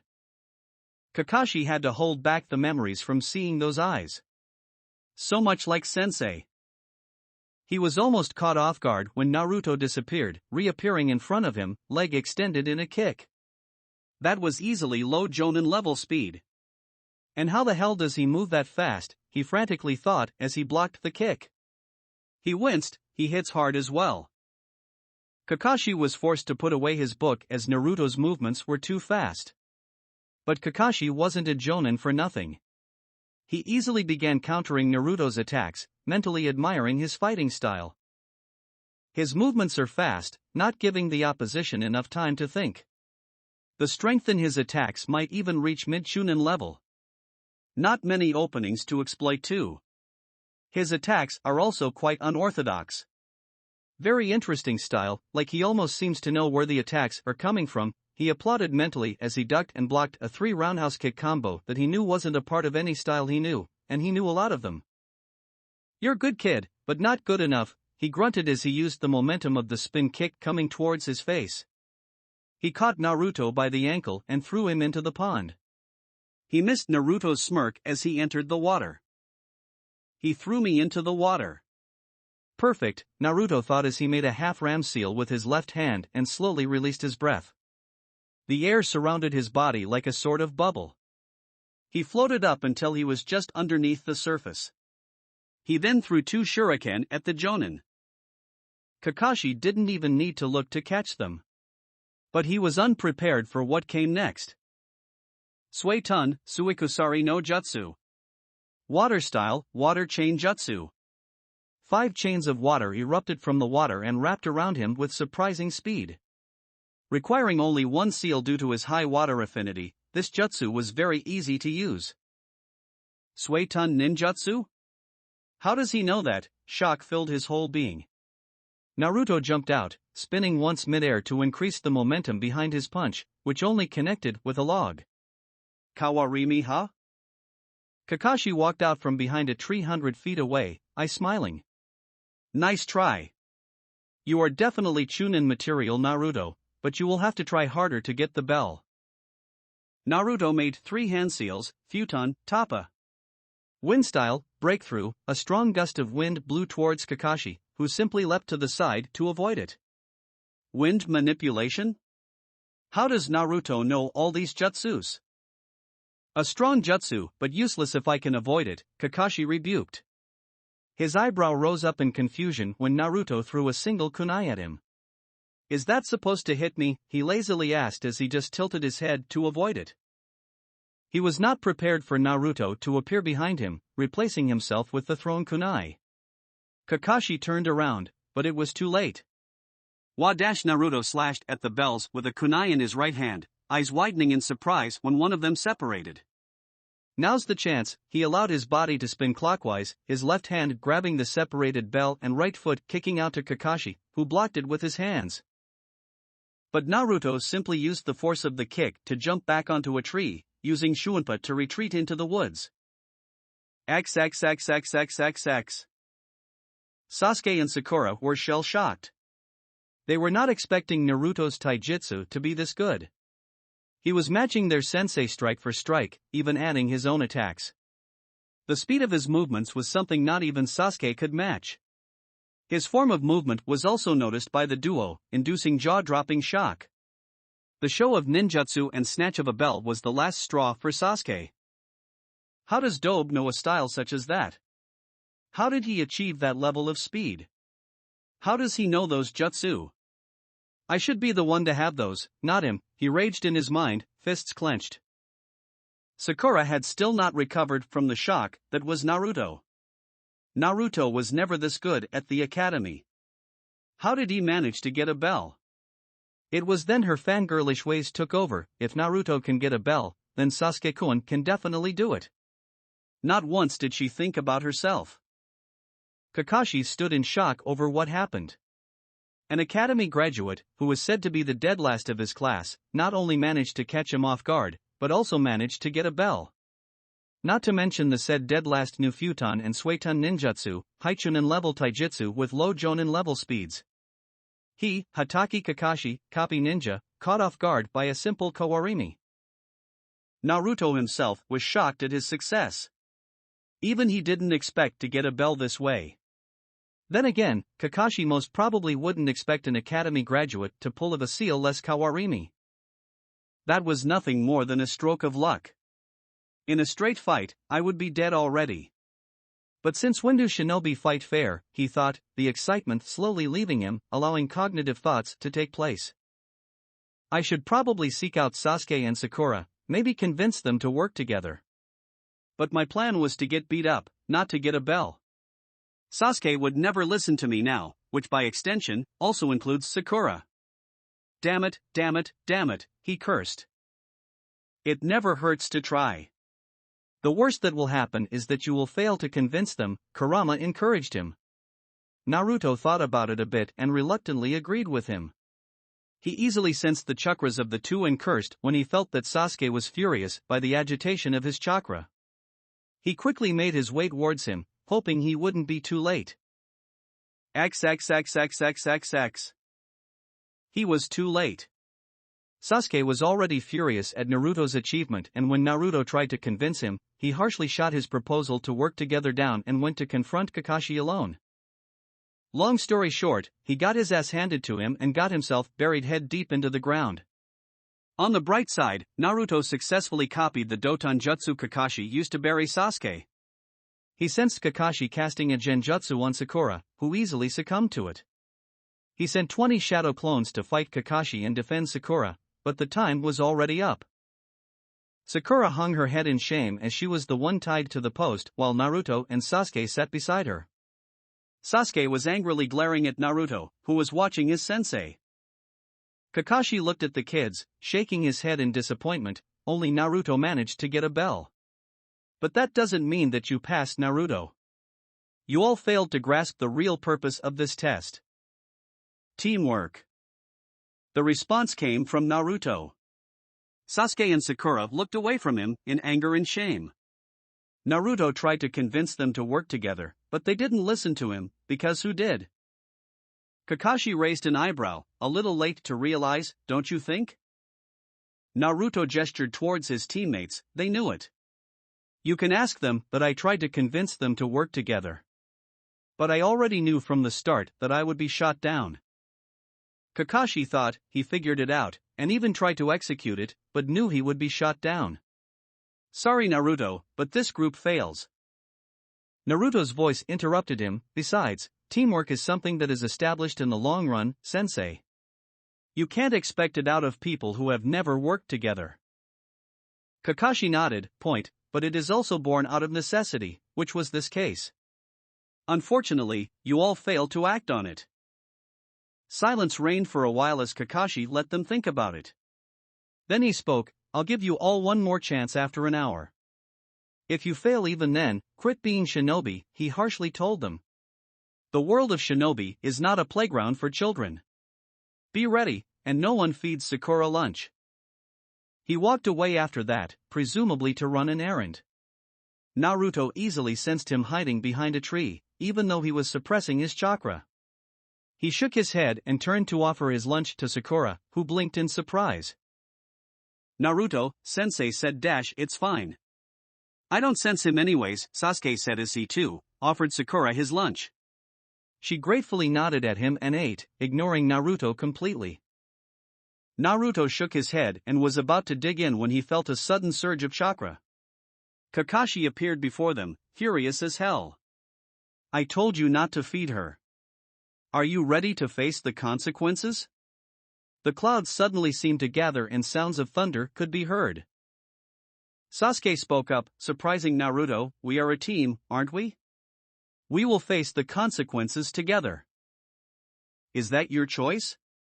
Kakashi asked, still radiating fury. The group nodded as one, resolution and determination in their eyes. Like a switch, Kakashi changed personalities. You pass, I smiled at them. Naruto still stayed wary. Is that it? I smiled, disappearing. Kakashi said in a serious tone, yeah. I wanted to be sure you three would act as one. My best friend always used to say, those who break the rules are scum, but those who abandon their comrades are worse than scum. I wanted you all to accept each other as comrades. This is actually the first group I have passed. The previous ones were blockheads who couldn't get it. He gave them an eye smile and a thumbs up. Team 7 will start its missions from tomorrow. Welcome to the wonderful world of D-ranks. Naruto was starting to hate those words by now. It had been 2 weeks since the bell test had taken place. Kakashi had kept to his promise and started taking missions for the team the day after. Only Naruto, and by extension his teammates, refused to believe whatever they were doing were missions. Menial tasks such as fixing fences, taking dogs out for walks, manual labor on farms. Naruto was confused as hell as to how these tasks could be labeled in the same category as missions. He was sure Sasuke and Sakura were too. Speaking of which, Sasuke had started asking questions about how Naruto knew wind and water ninjutsu, his taijutsu style. He even had the nerve to demand from him all the jutsu he knew. Naruto had told him in no uncertain terms that unless Sasuke was willing to share jutsu from his own repertoire, Naruto had no intention of telling him what he wanted to know. Of course, Sasuke refused to share any jutsu of his, believing that they were Uchiha clan jutsu and as such, no one besides him could know. Naruto had scoffed at that, but Kurama had straight out burst laughing. The great beast had told him he knew at least 20 people who could perform the great fireball, only 2 of which were Uchiha. Naruto had smartly countered that argument by towing the line that was Uchiha Sasuke's pride. He had condescendingly asked if the great Uchiha library was not enough for him. Sasuke did not want to admit that he could not access it without his Sharingan, and he honestly believed all jutsus available outside were weak and so, did not bother to learn them. He stopped bugging Naruto after that, much to the blonde's relief. However, Sakura had started bugging him on Sasuke's behalf to get him to hand over the jutsus, saying that a loser like him does not deserve them. Naruto was quick in shutting her up, turning her own argument against her. He had smartly questioned her if she was implying he was weak. Sakura, unaware of what she was putting her foot into, scoffed and replied that she was not implying, she knew he was weak. After that, everything went smooth like butter. Naruto replied that if he was weak, then by extension, the jutsu he used were also weak. And Sasuke wouldn't love Sakura if she handed him weak jutsus, right? Sakura had adopted a worried frown at his question and seemed to come to the conclusion that he was right. She did not once question why Naruto accepted himself as weak, which was opposite of what he had displayed in the bell test. Regardless, after mocking him some more, she went back to Sasuke, who ignored her as usual. Kakashi-sensei was also onto him, but he was a lot more cautious in his approach. He subtly framed his statements such that Naruto would have difficulty in avoiding the correct answer. But Naruto knew that if it got out he had received training from an early age, Sasuke might throw one of his tantrums, which would then result in the civilian council removing him from the ninja program. No thank you. Naruto, while subtle talking was not one of his strengths, decided that he would avoid talking to Kakashi outside of missions and training. Speaking of training, Naruto tried out the taijutsu simulation his father left for him. Needless to say, he was excited as hell when he fought the first level. And he was more than surprised at how difficult it was. He may have reached a level in his resistance seals that actually permits him to try all 7 levels, but only the first level's victory came at the cost of some very impressive bruises. It taught Naruto that his taijutsu, while very good, was not good enough. He increased the resistance on his body, believing if he was faster, he would be better. He tried the second level after a week and was pleased to note that the number of bruises he got were significantly less. A sign of improvement, he also learned a water and a lightning jutsu as well. A very interesting thing he learned about his red lightning was that it was very versatile and easy to use. He could mold it into anything with ease, almost like it was an extension of his body. But enough of that. Right now, they were on a mission.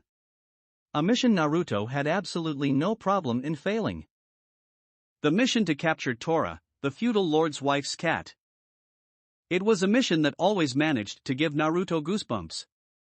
He could swear on his ramen that the old man was a sadist.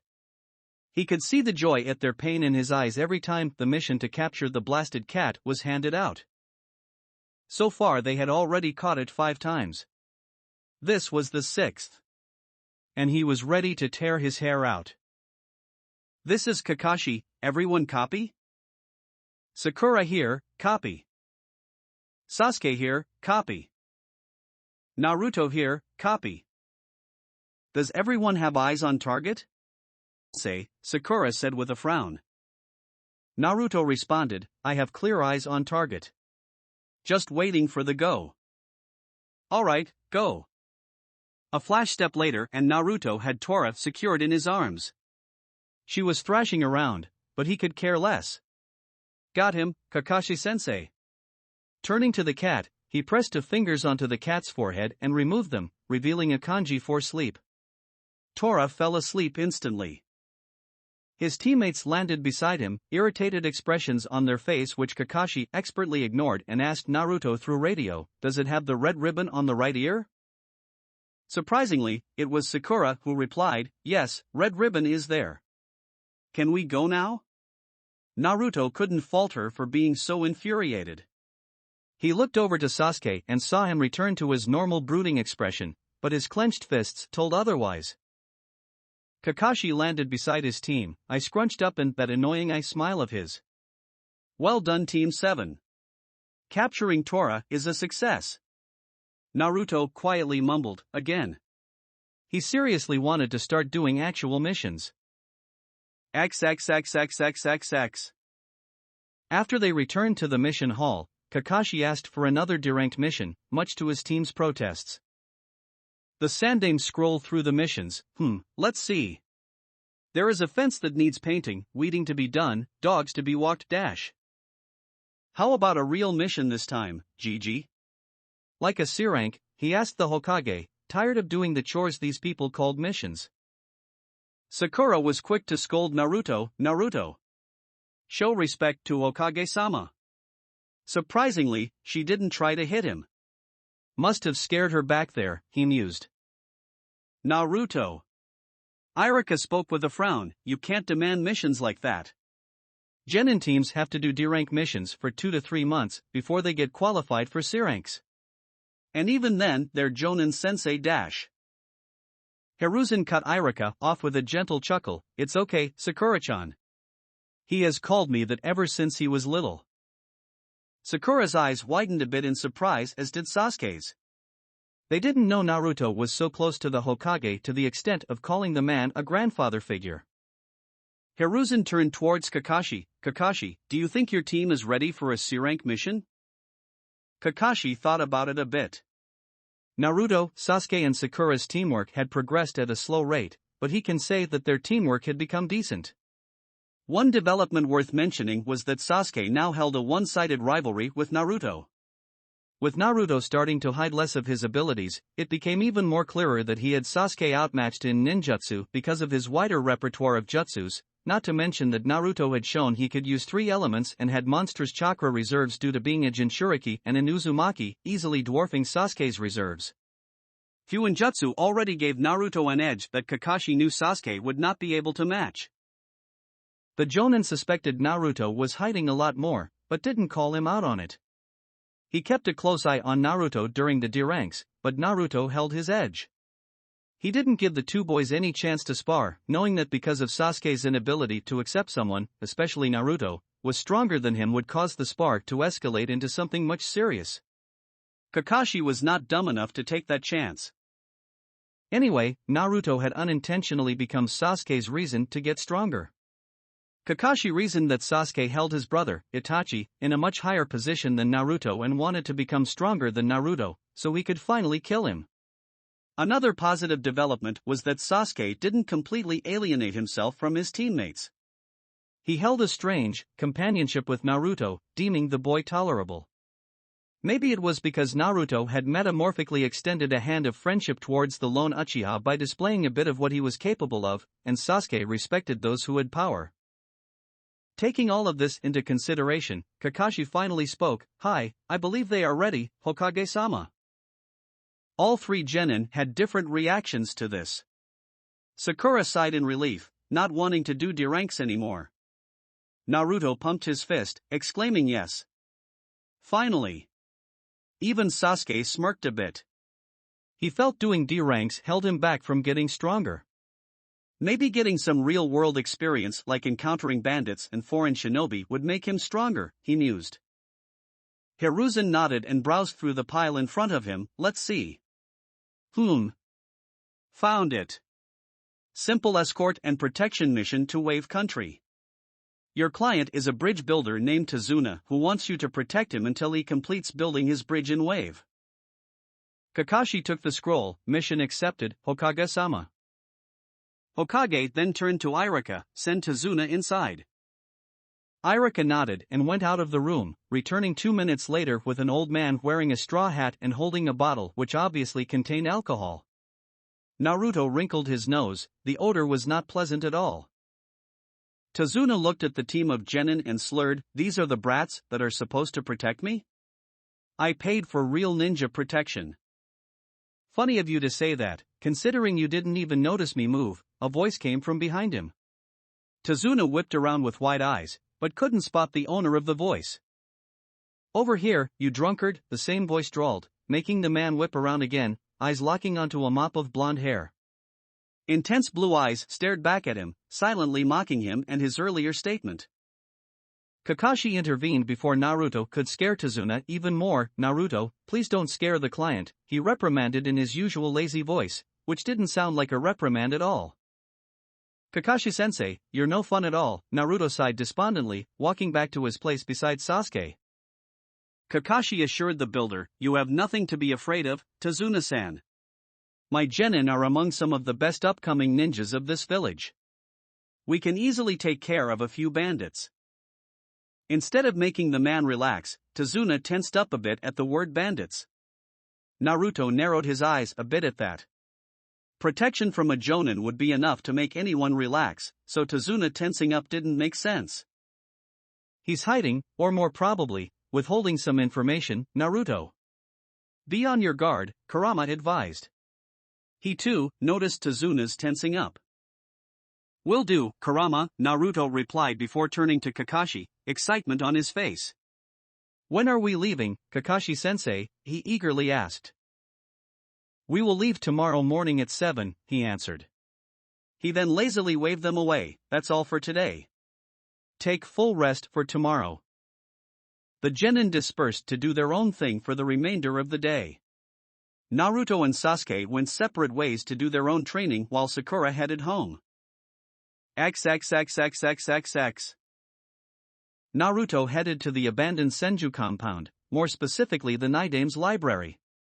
He figured that this C-rank might take them 2 to 3 weeks, so he might as well collect 2 jutsu scrolls to learn in the meantime. Browsing, he picked up a Suiton and a Futon scroll. Suiton, Suadanya, Water Style, Water Severing Wave, was a powerful A-rank jutsu. After infusing chakra in your stomach and then converting it to water, the user spit the water out in highly pressurized, razor-sharp jets of water, sharp enough to cleanly cut through rock and barks of thick trees if used perfectly. Naruto was pleased to note that like all Suiton jutsus he had learned from the library until now, this one had 2 types of learning as well. One for a normal water user, another for a user who had extremely high affinity like Tobirama, who could perform the most complex water techniques with only one hand seal. Futon, Kaze Jairai no Jutsu, Wind Style, Wine Torpedo Technique. A powerful C-rank jutsu that Tobirama himself created keeping explosive tags in mind. I'm starting to think our esteemed Nidame was a man obsessed with explosives, he thought as he read on how to perform the jutsu. After infusing wind chakra in your lungs, it is expelled as a highly explosive ball of wind, near invisible. Upon contact, it will explode with the force of 2 standard explosive tags. It required 3 hand seals of oxhorse snake. Should be enough to last this mission, he mused as he exited the library. Extending his senses, he checked if anyone was nearby. Finding no one, he shrugged and simply flashed into his apartment. He had no idea what he was in for in this mission. Naruto woke up at his usual time of 5 o'clock, refreshed and recovered from yesterday's training. He got up from his bed, rubbing his eyes a bit. Walking to the bathroom, he finished his morning rituals and almost put on his regular running clothes, before remembering that he had a C-rank mission today. He shook his head and just put on a lower-end shoes. He opened the door to his balcony and breathed the fresh, cool morning air. He shivered once as the air hit his bare upper body, but soon adjusted to it. He flipped onto the roof and began a series of stretches to simply warm his body up. Wouldn't want to exert too much today before the mission, he thought as he stretched every part of his body.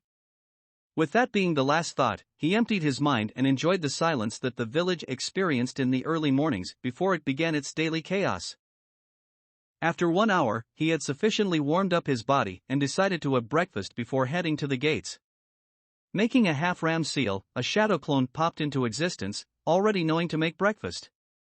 It flipped his way into the apartment and into the kitchen while Naruto sat there, simply taking in the piece for a few more minutes. Kurama, in your ridiculously long life, have you ever taken time to breathe and admire the sunrise? What brought this on, brat? Kurama's voice was a bit laden with sleep, signifying that he was napping as usual. Naruto shrugged, just asking.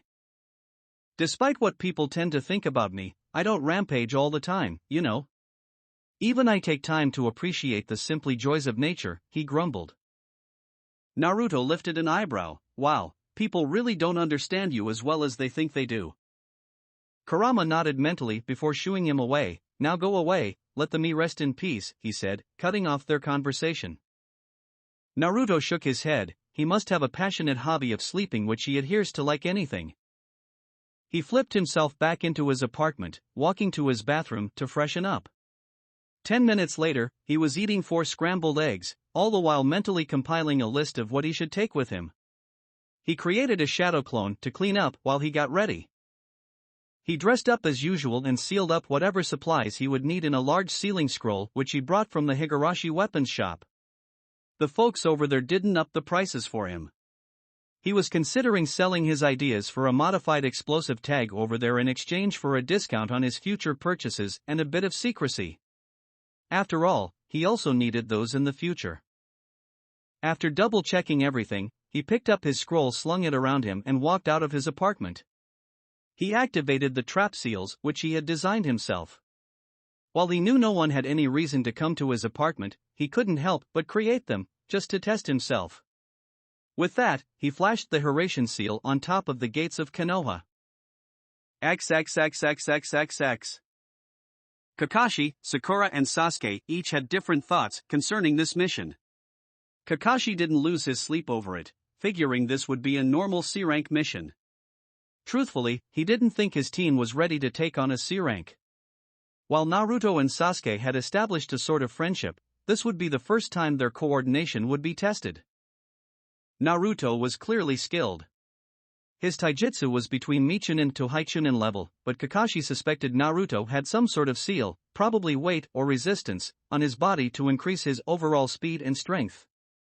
Naruto hit it well, but the occasional stumble in places where there was no reason to stumble gave him the idea of speed and strength increasing seals. Naruto already had an effective arsenal of jutsus at his disposal. Kakashi deduced that Naruto must have very high chakra control to perform the jutsus that he did. While he only witnessed them in the bell test, he saw enough to put together that Naruto had no problem in ninjutsu. He also knew that he didn't have to worry about Naruto succumbing to chakra exhaustion, considering his status as Jinchuriki of the Kyuubi and an Uzumaki. Fuinjutsu was a branch of the ninja arts that not many chose to explore, considering how complex and vast it was. However, Naruto had already shown his proficiency with seals. It wasn't hard to believe that Naruto would use seals, knowing who his parents were. Sasuke was also skilled, but outclassed by Naruto. The boy had a loner personality, but had mellowed a bit in the last 2 months. Kakashi knew that the credit went to Naruto, who knew exactly how to push the Uchiha's buttons and had somehow created a bond of friendship between them. The boy's taijutsu was good, but he could only go so far without the Sharingan.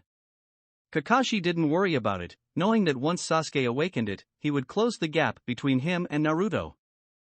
While the Sharingan was an excellent tool to use for ninjutsu, it really depended on the size of the person's chakra reserves. And he didn't even need to speak about Sasuke's proficiency in using ninja tools. Sakura was perhaps the only problem in Team 7. Her actions leaned more towards an obsessed fangirl than a kunoichi focused on her career. She would always be asking Sasuke out for dates, leading Kakashi to consider if the girl only became kunoichi to get close to Sasuke. She wasn't physically strong, did not know any useful jutsu, proficiency with ninja tools was mediocre at best, and tried to make others feel bad to make herself feel better, as was the case with her and Naruto. Thankfully, Naruto seemed to be well versed in the art of ignoring Sakura. The only good thing about her was that she had excellent chakra control and intelligence, but that was of no use to her if she couldn't find a way to apply it on the battlefield. He had only taken this C rank to show his team that the ninja world wasn't as easy and forgiving as it seemed. They hadn't even experienced their first kills, though that could change if they came across bandits. Sasuke had his normal, neutral expression on his face as he walked to the gates for his mission. His thoughts, however, were anything but neutral. Sasuke couldn't understand Uzumaki Naruto, no matter how he tried. Every time he thought he had figured Naruto out, the blonde would seemingly switch angles and leave Sasuke confused again. At first glance, he gave off the impression of a clown, but that quickly changed on the day of the graduation exam. Since then, Sasuke kept a close eye on Naruto. On the day of the bell test, Sasuke had been outraged at the skill that was displayed by the blonde. He suspected Naruto's taijutsu was at par, if not greater than his own. But to engage in a spar with a jonin, attacking and countering all attacks with a precision and fluidity Sasuke did not possess, was enough to ignite jealousy inside Sasuke. His ninjutsu was something Sasuke did not expect, but didn't exactly know why he was upset about it. So he didn't think much about it. Sasuke had somewhat expected fuinjutsu and immense chakra reserves from Naruto, having read up on the Uzumaki clan and their prowess in the art. He could accept that, but that was not the most surprising thing that happened to him. He had thought that Naruto would hold a grudge against him for how Sasuke treated him at the academy, but instead of giving him the same treatment, Naruto had extended a hand of friendship towards him, telling him that he was willing to put aside the differences between them in order to work together. At first, Sasuke had refused, firm on his belief that he will be only held back. But Naruto persisted, to the point that Sasuke agreed if only to get him to shut up. And it was, alright, to work with him. Naruto invited him to occasionally have ramen with him at Ichiraku's. Sasuke had accepted every time, desperate to piece together the puzzle of Naruto. They usually talked about their training schedules, more like Sasuke wanted to know how Naruto became so strong. They talked about their childhoods, surprising Sasuke just how similar they were. Sometimes, they just complained about Sakura, with Naruto rambling and Sasuke pitching in every 5 minutes. And the weird thing about these meetings, it became easier to talk to him every time. Sasuke was now pretty sure that he did not consider Naruto as a weakling to be dismissed at the first glance, but rather as a scale to measure himself against. He respected him. He wanted to become as strong as Naruto, in hopes that he would surpass him and finally become powerful enough to kill his brother. He had accepted Naruto as a comrade, for now. Sakura happily made her way to the gates, Sasuke being the main thought on her mind. She was sad how Sasuke always denied her a date, but kept her spirits high, just in case he decided to accept the next time. But in the past 2 months she had spent with her team, she was witness to some rather troubling developments. The first was that she was forced to accept that she could not use Naruto as a step to boost her confidence anymore. He had made it very clear that he would not tolerate her picking on him anymore. That made her realize with a small amount of shame that she had very unnecessarily picked on Naruto, who had no hand in anything that upset her. The second was that Naruto was strong.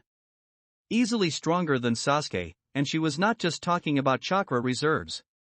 She knew about the Uzumaki clan. Naruto was the physically capable of them all, proven when he could physically exert even more than Sasuke. He would take much longer than her and Sasuke to get tired and recover much more quickly than both of them.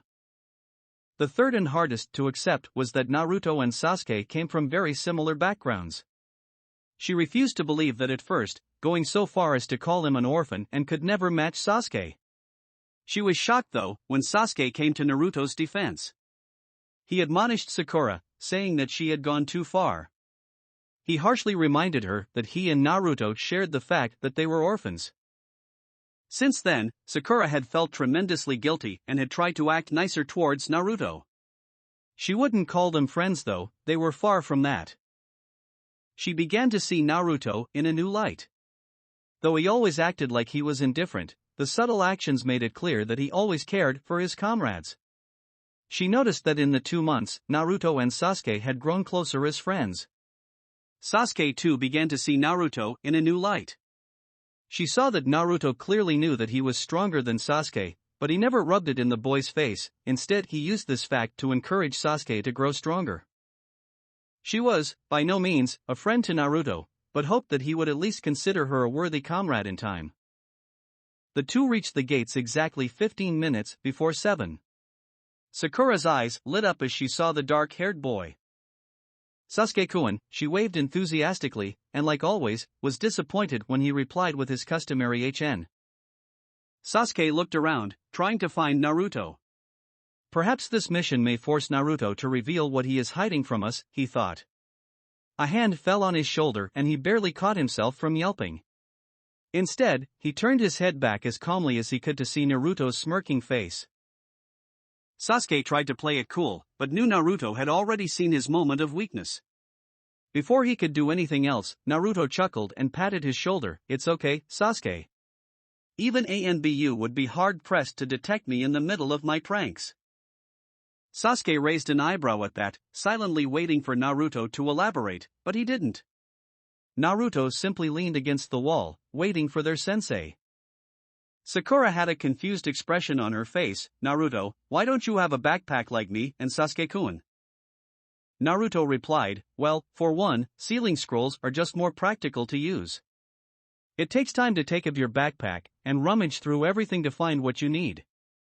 All you need to do in a sealing scroll is unroll it, push chakra into the required seal and voila. So much quicker than backpacks, don't you think? Also, I modified this scroll to suit my needs. I trust my creation more than anything else. That's an interesting outlook, Naruto. The three genin turned around to see Kakashi and their client coming. Tazuna was still drinking, but he didn't seem as drunk as he was yesterday. Kakashi looked at Naruto. While your logic isn't wrong, it is a bit unconventional for shinobi to use sealing scrolls instead of backpacks. However, if it works for you, I have no problem with it, he finished, shrugging in the end. Turning towards his other two students, are you two ready? Seeing them nod, he turned to their client. Let's go, Tazuna-san. XXXXXXX. They had left the gates over 4 hours ago. 4 hours of torturous silence. While Naruto appreciated silence, 4 hours of traveling with someone and not talking at all felt really awkward. He would talk with Tazuna, but nothing came to mind about what to talk. Talking with Kurama wasn't an option, the fox was easily snoring away. Sakura seemed to sense the awkwardness as well, and she did not have the same problem as Naruto of finding a topic to talk about. Tazuna-san, you are from Wave Country, right? Tazuna turned his head towards her. Yeah, what about it? Do you have a ninja village in that country? Surprisingly, it was Kakashi who answered. Actually, Wave does not have a ninja village. Each of the elemental nations has their own hidden shinobi villages. But the smaller countries don't have the resources to fund, let alone maintain their own hidden village. Budget, people, missions, there are so many resources to account for that the smaller nations can't afford. So they prefer to hire ninjas from other countries. Naruto only paid half attention to the explanation, the other half of his attention focused on the puddle to the side of the road. It looked so out of place on the sunny day that a word automatically rang through his mind: trap. He glanced at Kakashi-sensei, who had also seen the puzzle and figured out it's a genjutsu. He nudged Sasuke, motioning him to glance at the puddle. Sasuke raised an eyebrow, for he didn't understand what Naruto was trying to imply, but it suddenly clicked after a moment. He nodded his thanks to Naruto, who nodded back. They subtly repositioned themselves in front of Tazuna.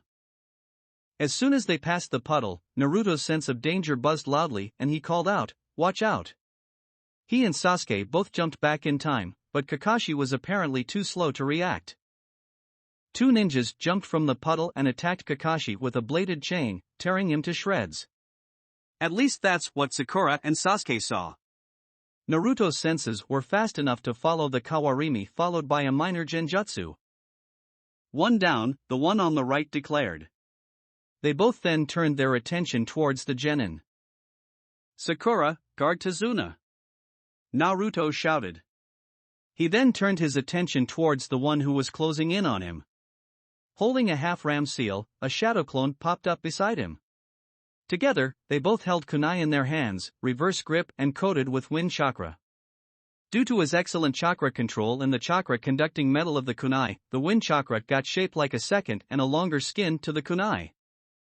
Not wasting any time, both of them engaged the ninja from different sides. The ninja scoffed and tried to use his chain, but both the Narutos easily dodged it. One of them attacked the chain while the original attacked the ninja.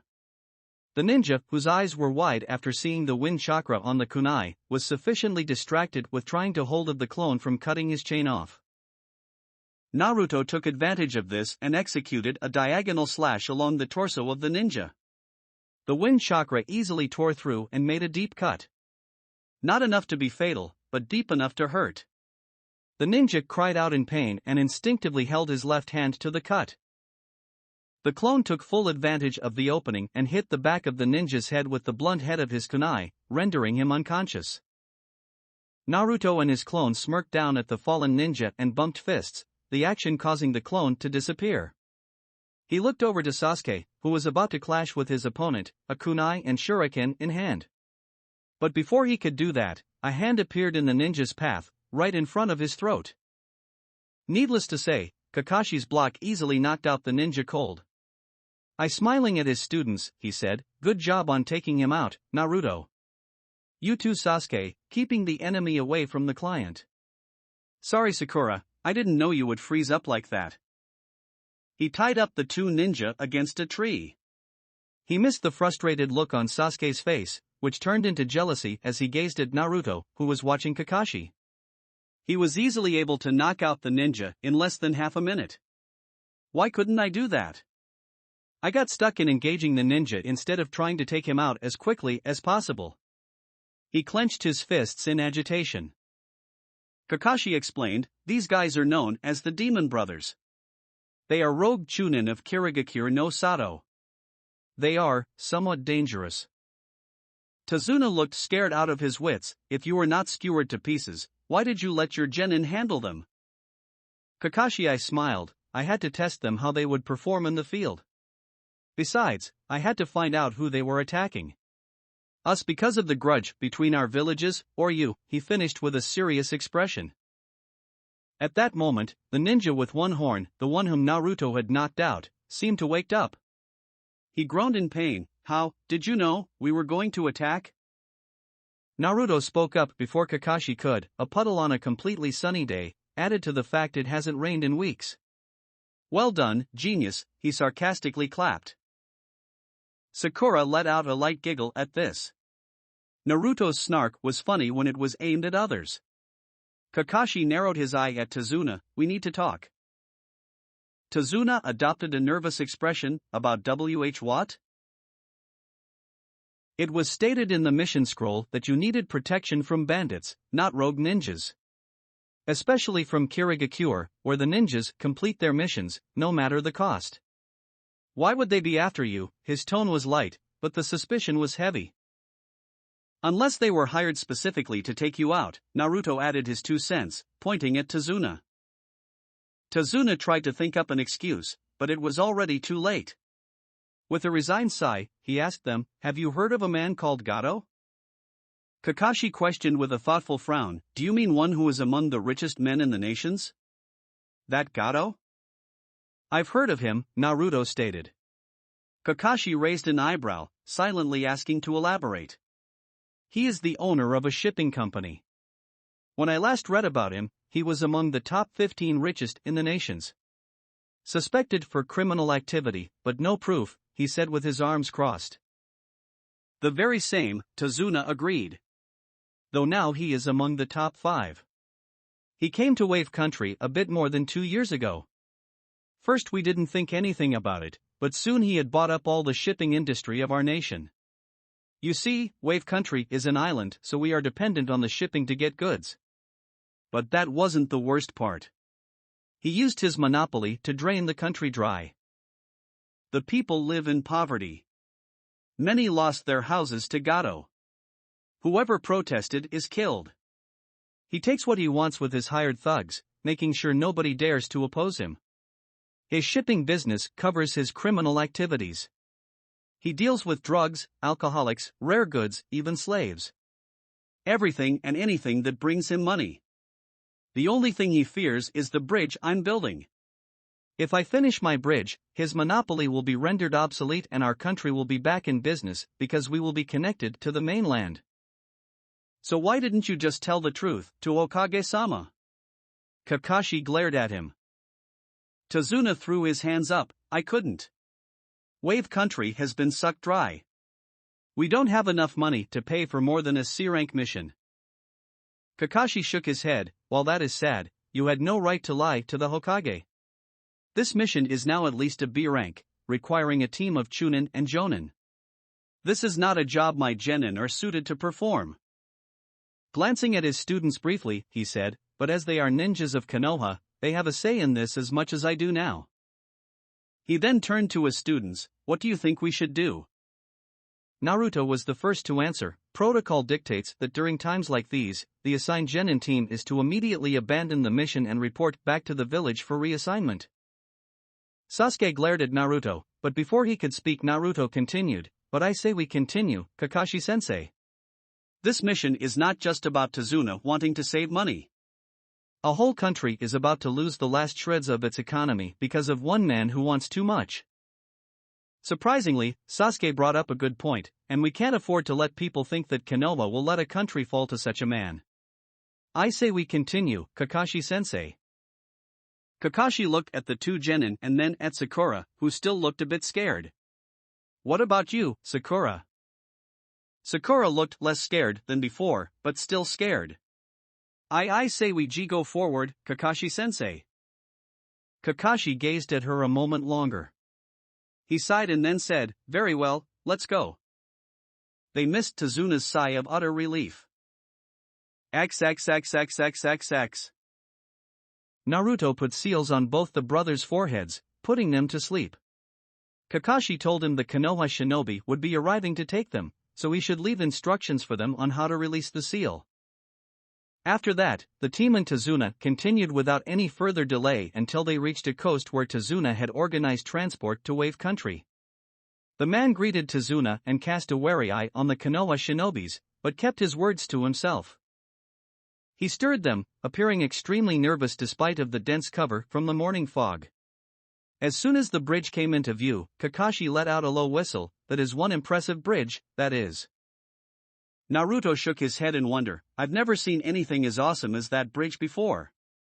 Sakura was gaping at the sheer size of the bridge and Sasuke was, like always, neutral-faced. Once they reached the shore, the fisherman wished Tazuna best of luck to get home safely while Tazuna thanked him for his help. Kakashi asked Tazuna, how long is your home away from here? A journey of about 1 hour and a half. Kakashi nodded and motioned for his team start walking. Though he didn't know the reason why he suddenly felt a sense of foreboding. Glancing towards his team, he wasn't entirely surprised to see that only Naruto seemed to share his wariness, eyes darting around, ready to react at the slightest notice. And react he did. Without any warning, a shuriken flew into a bush on the side, courtesy of Naruto. Sasuke and Sakura jumped at that, along with Tazuna. Kakashi just narrowed his eyes. What is it, Naruto? Naruto walked to the bush, a kunai ready in hand. Though he was confused when he only spotted a white rabbit, scared to the bone. Sakura scolded him, Baka. Look what you did to the poor rabbit. But Kakashi and Naruto were too busy concentrating on the fact that they spotted a white rabbit. A snow rabbit whose fur is white? In the spring? The absence of brown fur indicates it was raised in captivity, were the thoughts going through the Jonin's head. He suddenly realized its purpose. His shout ran out a second after Naruto's danger sense kicked in. Down! Everyone dropped to the ground, just in time to avoid a giant, spinning from cutting off their heads. Naruto saw that Sasuke was able to bring Tazuna just in time. Everyone stood up and turned towards the tree in which the sword was buried, a man standing on the handle. He had black hair and brown eyes, his slashed kiri headband tilted upwards to the left side of his head, signifying his status as a missing nin. He wore mist-stripped pants and hand warmers that extended to his biceps. Kakashi's voice took a tone of mock surprise. Well, if it isn't Momochi Zabuza, rogue nin and former member of the Seven Swordsmen of the Mist. The now identified Zabuza raised a non-existent eyebrow. So you have heard of me? The man's posture radiated confidence and power. I'm going to ask you to hand over the old man to me. You do that and you get to escape with your lives. Kakashi had a bead of sweat running down the side of his face. This is really bad. Zabuza is a high A rank missing nin, bordering S rank, which easily upgrades this B rank to a high A rank. Naruto had similar thoughts running through his head. Damn, our luck must be really bad if we have to face off against a swordsman of the mist. I don't stand a chance against him. But we have no choice other than to fight. Damn it! Naruto took out two kunai from his hip pouches, held in reverse grip and ready to engage, but Kakashi held a hand in front of him. Everyone stay back. He is not someone you can take on. It'll be tough, even for me. Unless I use this, he said, lifting up his hitayate and exposing a blood-red eye with 3 tomos in a circular pattern. Zabuza gave a dark, amused chuckle. The Sharingan, this early, Kakashi? I'm honored. I've read about you, back when I was in ANBU. The man who is said to have copied over 1,000 jutsu, Sharingan no Kakashi. Sasuke's head whipped around to stare at Kakashi, more specifically, at his left eye. How does he have the Sharingan? It's supposed to be an Uchiha clan dojutsu. Did he steal one on the night of the massacre? Before he could think of anything else, mist slowly started to surround them. In just a few moments, the mist was so thick it was hard to see 2 feet in front of them. Suddenly, an incredible amount of killing intent filled the air, causing all of them to tense up. But Naruto relaxed after a moment, having gathered his wits. This was nothing compared to what Kurama put him through. Sasuke and Sakura were another story. Sasuke was frozen in his place, while Sakura was barely keeping herself from crying. The killing intent seemed to relax and Kakashi's voice rang out, "Don't worry, Sasuke, Sakura. There is no way I will let my comrades die." Kakashi had released his own killing intent, easing up some of the pressure. Turning back, Kakashi said, "He'll come after me first. Zabuza is a known master of the silent killing technique. Before you know it's over." Naruto whispered back, "But sensei, aren't you at a disadvantage here? The Sharingan is not meant to see through dense fogs like this. You would be needlessly wasting your chakra." Kakashi had to admit Naruto had a point. Before he could say anything, Zabuza's voice came from all around the mist. 8 points: liver, lungs, spine, clavicle vein, jugular vein, brain, kidneys and heart. These places, if hit too hard or cut too deep, are a one-hit kill. Where should I strike first? Naruto formed a single bird seal. Futon, Tappa. Wind style, breakthrough. The burst of wind he expelled blew away all the fog, revealing Zabuza standing a few feet away from the group, sword in hand. "Now it is better for you, sensei," Naruto smiled, kunai held in reverse grips. He had already released all his resistance seals. Zabuza clicked his tongue in annoyance. "Annoying brat, he cancelled out my jutsu. How the hell does a genin know wind manipulation anyway?"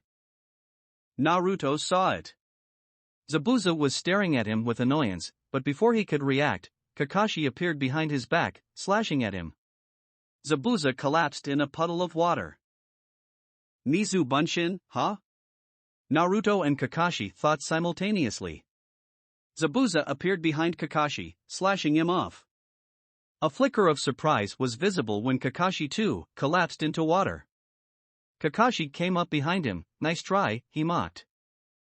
Zabuza chuckled, so you copied my jutsu, hiding in the trees and waiting to strike. Clever. He swung his blade towards Kakashi, who ducked under it and slashed his own kunai as a counter. However, the force behind Zabuza's blade was much more than Kakashi anticipated, and almost went down to his knees. Zabuza did not hesitate in giving a chakra-enforced kick to Kakashi, who was unable to dodge in time. Gritting his teeth, he crossed his arms and blocked it. He was rewarded with promptly being sent flying over into the water. Surfacing, he instantly knew something was wrong. The water was too heavy. Too slow. Zabuza said as he appeared behind Kakashi, leaving hand seals. Suetun, Suiro no Jutsu. Water style, water prison jutsu. In a matter of seconds, Kakashi was trapped in a dome of water maintained by Zabuza. Though both of them didn't notice Naruto's smile, having successfully copied the jutsu. None of you know what it means to be a ninja. When I was your age, brats, I already had blood on my hands. Sakura asked, what do you mean? Kakashi said, he is talking about the reason he became known as the Demon of the Mist. 15 years ago, a child killed over 100 students. A child who wasn't even a ninja. Naruto lamely uttered, oh. However, he was quick to recover. Well, here goes. Kakashi tried to stop him. Don't, Naruto. We have lost. Take the client and run. Hell no, sensei. We are not going without our team leader. You still owe us some real training. Naruto was about to use the water chain jutsu to disrupt Zabuza's control on the prison, but was forced to dodge the water clone that tried to take his head off. His heart was pumping, his adrenaline levels rising, his mind entering battle focus. He complimented Zabuza, using a jutsu while maintaining another one? That's some really impressive chakra control. He easily weaved between the slashes. Zabuza, the clone, chuckled, thanks kid. You aren't too bad yourself, dodging my strikes like that. Naruto flipped back, putting some distance between him and the clone. Well, having a giant butcher knife like that doesn't exactly do you a favor in the Department of Speed, pal, he offhandedly commented. Forming the hair sign, he thought, Suetun, Miserapa. Water style, wild water wave, a wave of water rushed at the clone from his mouth, who jumped up to dodge. Smirking, Naruto formed the half-ram to weave the water towards the clone, who couldn't dodge mid-air. He was expelled into water. Not wasting any time, Naruto maintained the half-ram and formed over 20 shadow clones, who moved to engage the real Zabuza, who scoffed and easily dealt with them with his blade one by one. While this was happening, Naruto took the opportunity to shake Sasuke out of his stupor. Gripping his shoulders tightly, he harshly whispered, "Get your head back in the game, Sasuke. I need your help to free Kakashi-sensei." It seemed to do the trick as Sasuke snapped back into awareness. In a moment of acknowledging Naruto as leader, he asked, "What should we do?" Naruto unrolled his scroll and slapped his hand onto a seal. A puff of smoke revealed a Fuma Shuriken, folded. Naruto rolled the scroll back and slung it. All of this happened in just 10 seconds. He handed the folded shuriken to Sasuke, who glared at him. "A simple Fuma Shuriken won't work, dobe." Naruto thrust it into his hands anyway, an impatient look on his face that said, "Just follow my lead." As soon as Sasuke held it, a look of realization came onto his face and he looked at Naruto with wide eyes, who smirked and winked at him. A predatory smirk of his own appeared as he prepared to follow Naruto's plan. Zabuza had just finished off the clones when he spotted the Uchiha holding a Fuma Shuriken and running at him. The brat leaped impressively high and threw it at him. Zabuza was not impressed. He simply plucked the shuriken from air as if catching a frisbee. "Is that all you can think of, brats?" Suddenly, another shuriken appeared, hidden in the shadow of the first. Zabuza scoffed angrily, "You are underestimating me, brats. Still not good enough." He simply jumped over the shuriken, his other hand still maintaining the water prison. Got him, Sasuke murmured with a smirk as Naruto beside him disappeared into smoke.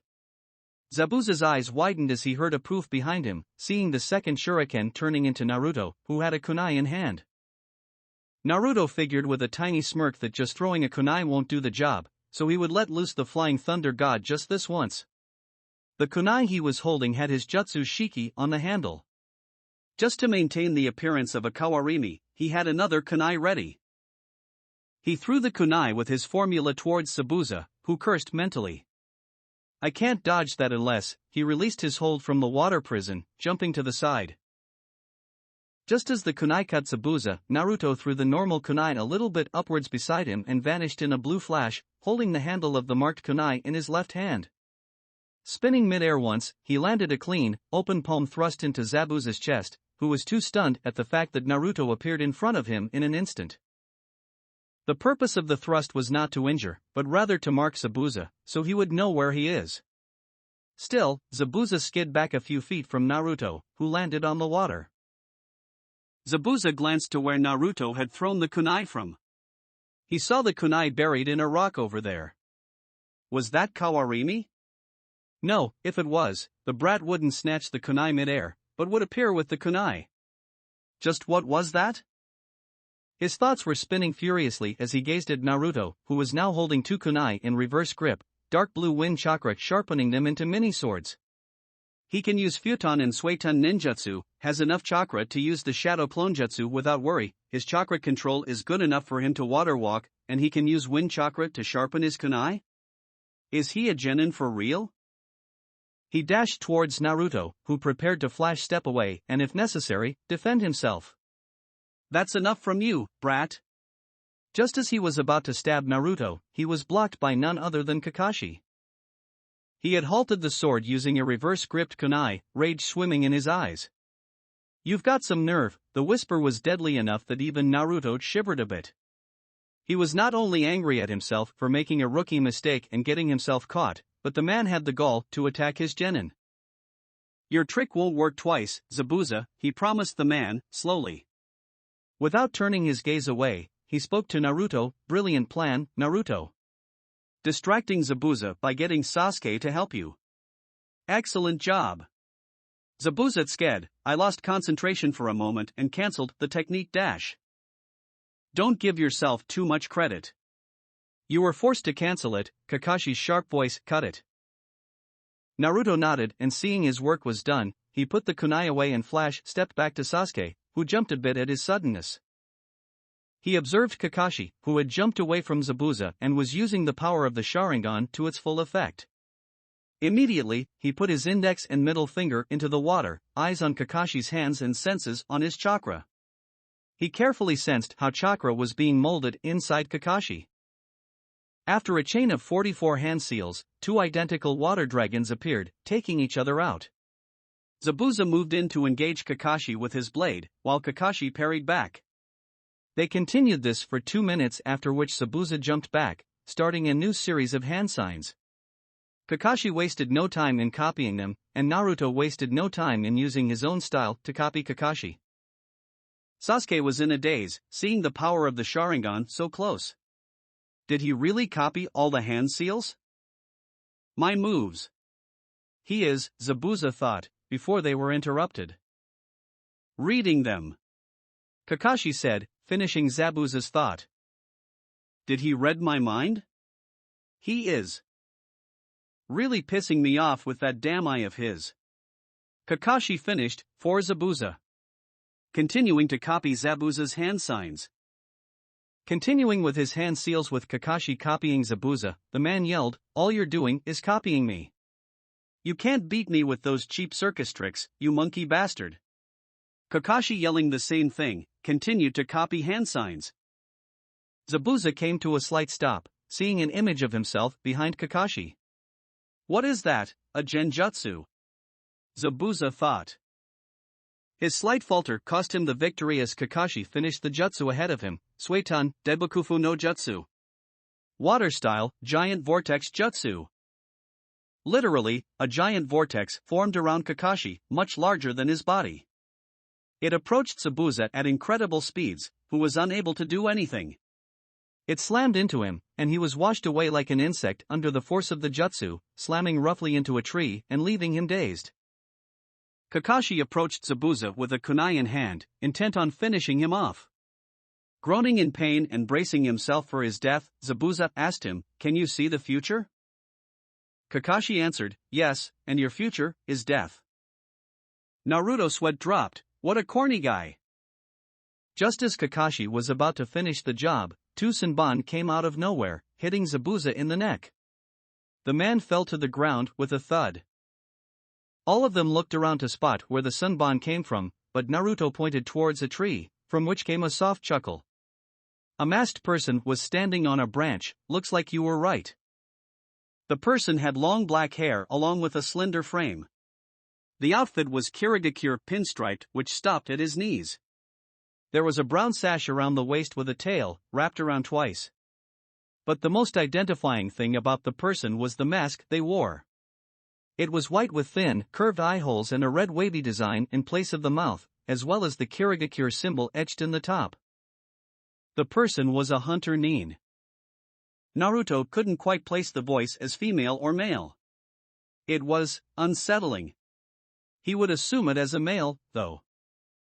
"I thank you for your help," he said as he jumped down. Kakashi knelt and checked Zabuza's pulse to see if the man was truly dead or not. Finding nothing, he concluded that Zabuza was dead. "I have been hunting him for quite a while," he said. Picking up the body, he prepared to shin away when Naruto's voice rang out. "Tricks, you monkey bastard." Kakashi, yelling the same thing, continued to copy hand signs. "Wait." The hunter nin turned to face Naruto's narrowed eyes. "As a hunter nin, isn't it your job to dispose the bodies on the spot?" The hunter nin saw the suspicion in the blonde's eyes and explained, "This body holds many secrets. The village would like to know them before doing that." With that, he was gone. Kakashi pulled his headband down. "Well, that is over with," and promptly fell face first into the ground. Sakura rushed to him. "Kakashi-sensei." She turned him over to see that his eye was closed. "It's probably chakra exhaustion, Sakura." She turned towards Naruto.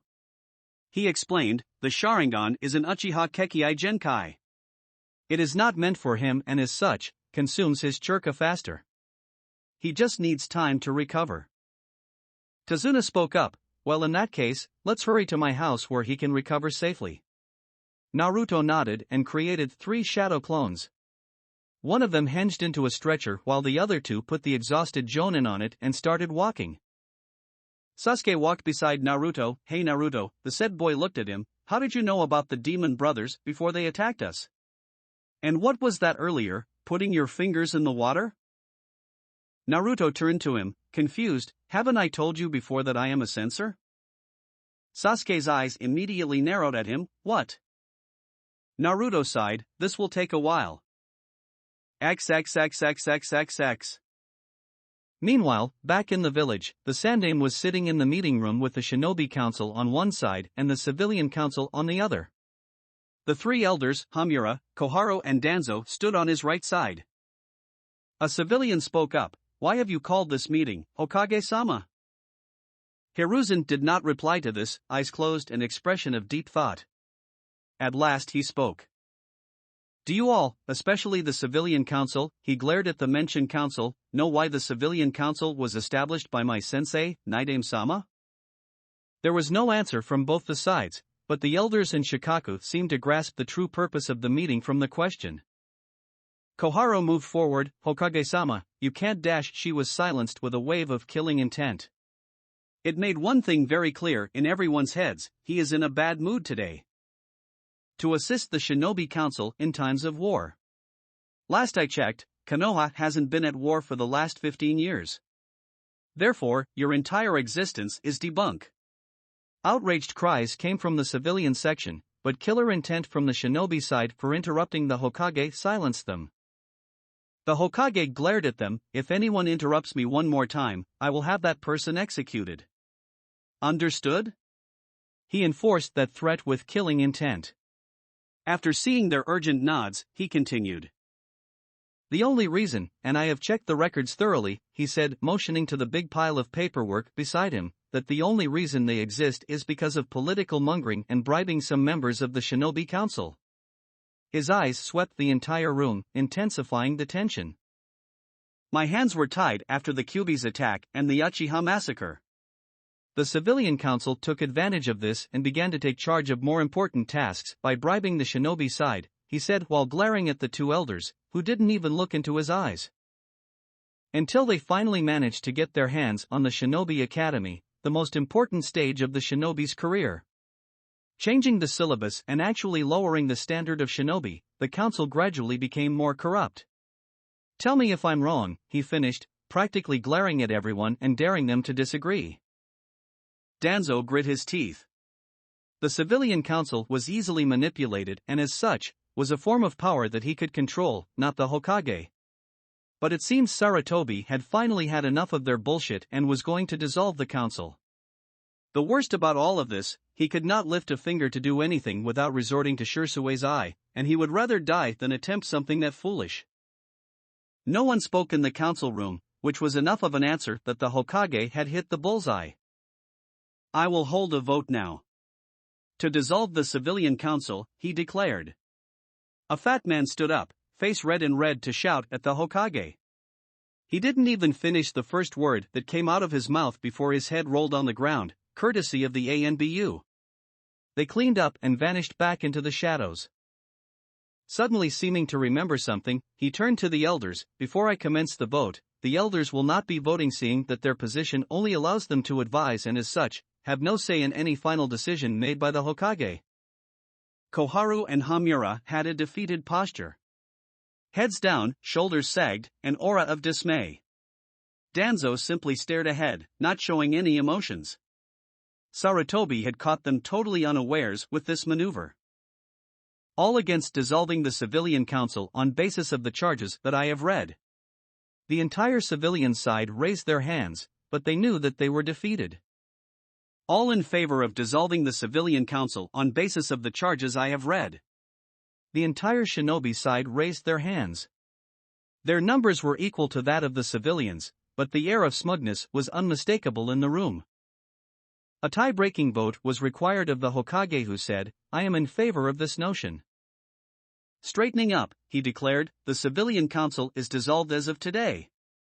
I will appoint a shinobi committee to review all the corrupted laws they have passed related in favor of themselves.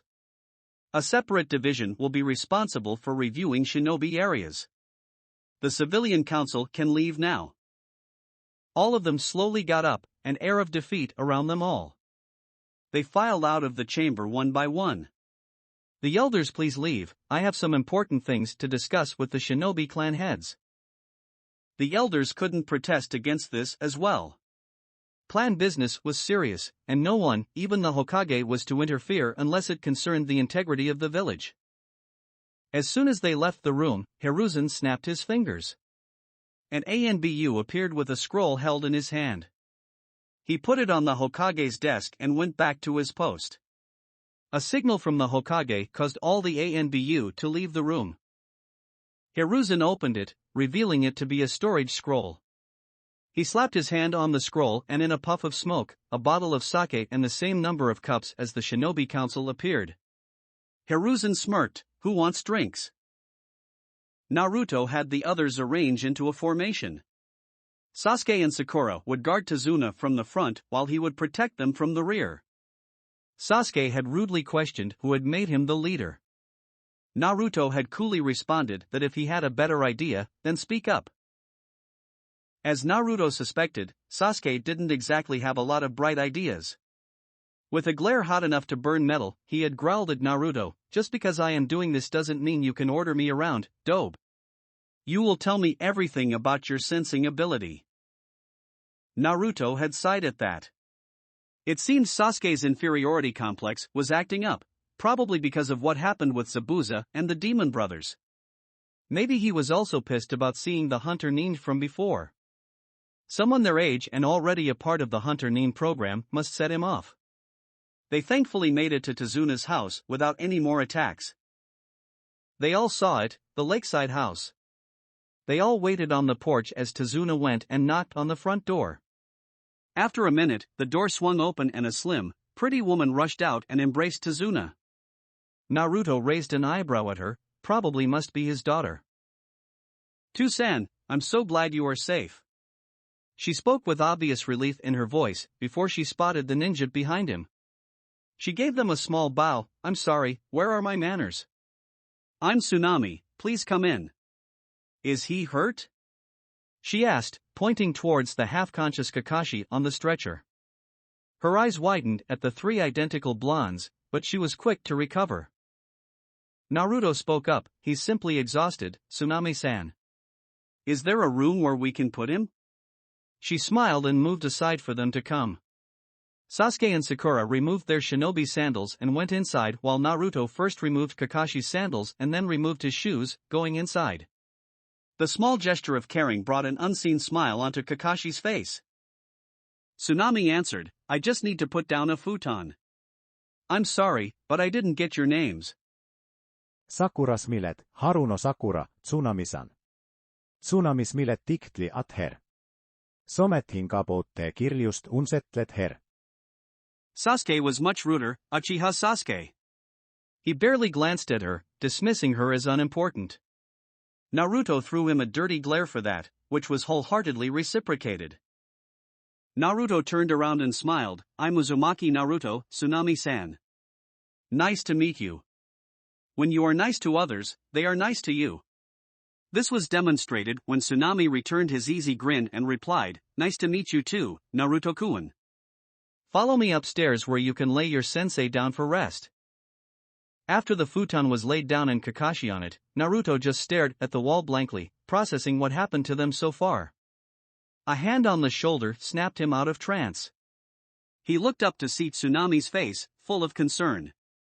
It was a bit strange, having someone look at him like that. It gave him a funny feeling in his stomach. "Are you okay, Naruto-kun?" Naruto took some time to respond, "I'm okay." Standing up and putting a small smile on his face, he turned to her and asked, "So, Tsunami-san, how about I help you cook dinner?" XXXXXXX. It took 2 days for Kakashi to regain consciousness. Naruto dutifully changed his bandages, helped Tsunami cook dinner and kept a watch on Kakashi while Sakura and Sasuke, well, they really didn't do anything significant.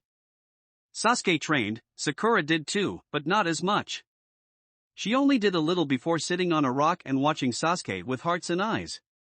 What those two didn't know that 20 of Naruto's shadow clones, divided into 2 groups, were learning the 2 new jutsu Naruto brought with him, far deep into the forest. Naruto was in Kakashi's room, drawing up ideas for new types of flash tags and explosive tags when he noticed Kakashi's breath hitch. Putting his sealing supplies aside, he walked over and knelt down, removing the wet cloth from Kakashi's forehead.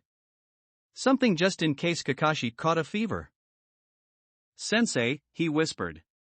He saw as Kakashi attempted to get up while keeping his eyes closed. He placed a firm hand on the man's shoulder, pushing the man back down. "That would be unwise, considering it might set your recovery back." Kakashi opened his eyes with a pained groan, persisting even when the light seemed to burn through his eye. After finally opening his eye, he looked around and assessed that they had safely made it to Tazuna's home. He figured that his genin might have gotten pretty bored, especially Sasuke, if the occasional tremors indicating Sasuke's great fireball to burn off some steam. He looked to his side, seeing a mildly concerned Naruto looking down at him with his azure blues. He was reminded of another blonde who used to give him the same look. He pushed that aside and smiled cheerily. "Oh hello, Naruto." A small smile came onto his face and he replied back, "About time you woke up. I'll alert the others." He stood up and walked over to the window and saw what he had been seeing for the past 2 days. Sakura sitting on the ground and having hearts in her eyes and Sasuke blowing off trees. He decided to break their peace. "Hey Sakura, duck us." He ignored Kakashi's snort at the nickname. "Sensei is awake." With that he went back to Kakashi's side, not even checking if they were coming or not. 2 minutes later, Sakura and Sasuke walked through the door, coming to stand in front of their sensei. Sakura sat down in a whirl of pink and red, exclaiming in relief, "Sensei, you are awake."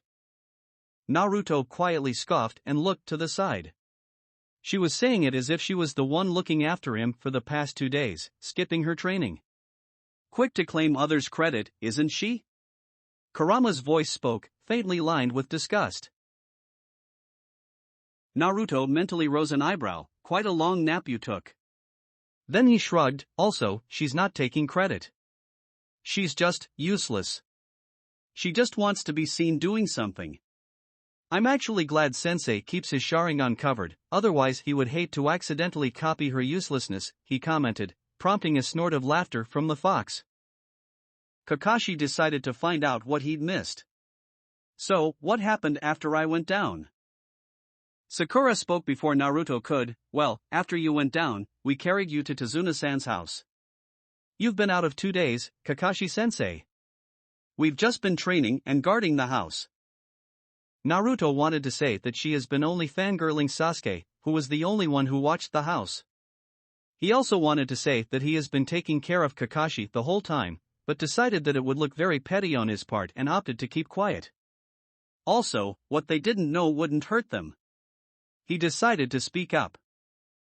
"Sensei, we're gonna have to train to fight Zabuza again," he said with a serious look on his face. Sasuke turned to him, an eyebrow raised as if mocking him. "Zabuza died when that hunter Nin hit him with the Sanban. Or did you forget that, Dobe?" Sakura nodded, as always, in favor of Sasuke. "Does she even think for herself or does she just follow him?" he mused. Naruto shook his head. "I never forget, Sasuke. But you probably have forgotten what we read about Hunter Nin in the academy. They are supposed to destroy the body on the spot, not take it away. Also, the Sanban hit a very specific spot, in the back of the neck." He trailed off, opting for Kakashi to continue. Sakura scoffed. "Please Naruto, Sensei check and there was no pulse dash." "I'm afraid that Naruto was right, Sakura. It is very much possible that Zabuza is alive," Kakashi grimly said. Sakura and Sasuke both had disbelieving expressions, letting Kakashi continue. "The back of the neck where the Sanban hit, I think that the Nin most likely put Zabuza in a death-like state, which is most likely why I couldn't find a pulse as it was so weak." He further explained, "The weapon that Nin used has a low fatality rate unless it hits a critical spot. The Nin took Zabuza with him, even though Zabuza was much heavier than him. Also, he used a weapon with low fatality rate. With these 2 points, we can conclude that the Nin wanted to help Zabuza." Tazuna looked skeptical. "Is it possible that you are overthinking this?" Kakashi's reply was swift. "No. Once a ninja feels that there's something out of place, they must prepare for it before it's too late." Naruto folded his arms across his chest. "So how long do you think we have, Kakashi-sensei?" Kakashi rubbed his chin in thought and said, "I'd say, about 1 week. He'll need that much time to come back to full strength from a death-like state." "That's what I'd need as well." Sakura gave him a look as if he was crazy. "Sensei, how are we supposed to train if you're to rest?" Kakashi smiled. "Don't worry, my cute little students. I don't need much to train you. A crutch is all I need." "Excuse me everyone, dinner is ready," a voice came from the door and all of them turned to look at Tsunami, who was wiping her hands of a towel. Kakashi smiled and asked her, "Hello, you might be." Tsunami smiled. "Oh, so you've finally woken up. Naruto-kun took good care of you then." He looked at Naruto who had a faint blush on his cheeks and was looking away, arms still crossed. Kakashi resisted the urge to ruffle his hair, because the kid looked damned cute right now. "Anyway, I'm Tsunami, Tazuna's daughter. Pleased to meet you," she bowed. Kakashi bowed as much as he could while sitting. "Pleased to meet you too, Tsunami-san." Tsunami turned to Naruto. "Please help your sensei down, Naruto-kun. And thank you for your shadow clone's help in the kitchen." Naruto waved his hand. "They are an excellent kitchen crew for me too. Don't mention it." With that, Sakura and Sasuke filed out of the room, not bothering to help Kakashi up. Naruto gave a disgusted shake of his head and stood up. Putting Kakashi's left arm over his shoulders, he helped him up, supporting his full weight like it was nothing. "Arigato, Naruto. For taking care of me," Kakashi murmured, smiling. It was quite weird for him. Only two cared for him like Naruto did in the last 2 days, and they were both Naruto's parents. Naruto shook his head, smiling, "You are my sensei. I didn't do it because it was my duty to take care of you like you do, I did it because I wanted to." Kakashi gazed at Naruto with a wide eye, who ignored it and slowly helped the man downstairs. Using what little strength he had, he pulled Naruto into a one-armed hug. Naruto initially stiffened, but relaxed after a few seconds. No words needed to be spoken. He helped Kakashi sit on the table and sat beside him, close in case he needed to feed him. But he hoped Kakashi had enough pride to not face fall during eating. The small gesture caused Tsunami to smile, such a sweet boy. Kakashi couldn't stop the eye smile. He didn't show it, but he was glad there was someone like Naruto to care for him. Kami knows he has no one left close to him now.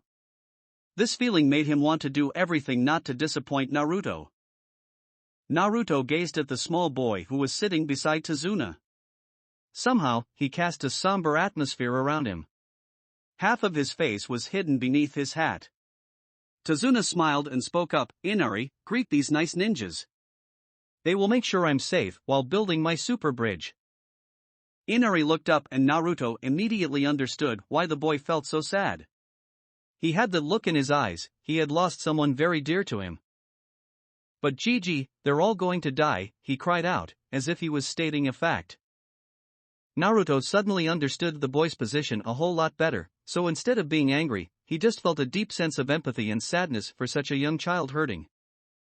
Of course, Sasuke didn't take it too well.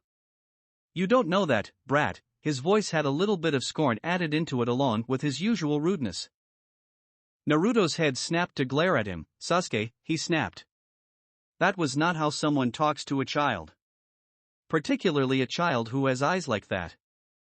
Sasuke returned the glare, but he did turn his eyes away after a few seconds. He didn't speak after that. Dinner went quietly after that, though Naruto got a bit embarrassed when Tsunami thanked him again for his help for cleaning the dishes. They set up their beds in separate rooms. Naruto and Sasuke would take the room with Kakashi while Sakura would share the room with Tsunami. As soon as he went into the bathroom and quickly made a half-ram sign to dispel all the shadow clones. As the memories came into his mind, he sorted through them and clicked his tongue in annoyance. The two jutsu needed a lot of work. The futon jutsu was a bit too complicated, so it would require time. He had to first gather air in his lungs, which was the easy part. The hard part was the shape manipulation. It was not easy to compress all of the air into an explosive ball of high density. He also had to be extremely cautious about it. If that ball exploded while inside him, game over. All of his clones practicing this jutsu were dispelled because of this, so Naruto had to discreetly create another batch and have them flash to the other clone's location. It was also taking him too long to do all of this. "Well, I can personally work on it tomorrow, now that Kakashi-sensei is awake," he thought. The Suiton jutsu was not as hard as wind jutsu, just tricky. He already knew how to expel water from his mouth. But making that jet of water highly pressurized so it could cut through stones was no piece of cake. Still, his clones managed to make it sharp enough to put a deep scratch on the barks, but not cut through it. Better than nothing. "I have to master these jutsu before we confront Zabuza again," he thought resolutely. He walked out of the bathroom and laid down on his bed, closing his eyes and trying to work out theories to master the two jutsus faster. He found himself laying beside Kurama in their mindscape, and it looked like he wanted to talk. "You had quite a fight," he remarked, looking faintly amused. Naruto shot a blank look at him. "Just how long do you sleep in a single stretch anyway?" Kurama gave a graceful shrug as he settled his head on his hands, eyes gazing peacefully at the moon. "Depends. You handled your first actual fight quite well," he commented. Naruto raised his eyebrows, unimpressed. "You were impressed with my fight with the demon brothers?" Kurama returned his own unimpressed stare. "I don't mean those weaklings. I meant Zabuza. You kept your mind calm, analyzed the situation, figured the best way to escape and a way to attack your enemy. Nice touch with the Hiration, by the way. Gives you a way to track him now," he said, grinning at the end. Naruto smiled, thanks, it means a lot to me. Kurama sat up a little, I saw that you had some trouble with the two new jutsus. Naruto gave a grunt. The fox glanced at him, if you want, I can give you advice on how to master them quickly. He got the desired response as Naruto sat up, curiosity almost burning in his eyes. Really? Thank you so much, Kurama, he smiled, his big blues shining a bit. Kurama made a disgusted face, keep your sappiness to yourself, you brat. Naruto laughed, sorry, couldn't resist it. He didn't look sorry at all. After he was finished laughing, he gave Kurama his full attention. Kurama began his explanation, your futon jutsu is only a bit tough, if you look at closely. You are simply overthinking it. What you should do is when you gather the air inside you, gather it in a way that it is spinning and compressed. That way you can control its explosive effect and power. It should be fast enough to catch someone off guard, so build up a lot of pressure simultaneously when you create the airball by creating a bit of vacuum. Use that pressure to give explosive speed to the ball. Naruto nodded, having made sense of the entire explanation. He would try that tomorrow, and hopefully prevent a Sasuke tantrum. If he saw what Naruto was practicing, he would throw a fit. Kurama continued, your Suiton jutsu isn't hard as you think. Think of it this way, if you have a pipeline with water blowing out of it onto a wall, you would only get a wet wall. But if that pipeline's opening was made a whole lot smaller. He left it to Naruto to finish his line of thinking, and he wasn't disappointed.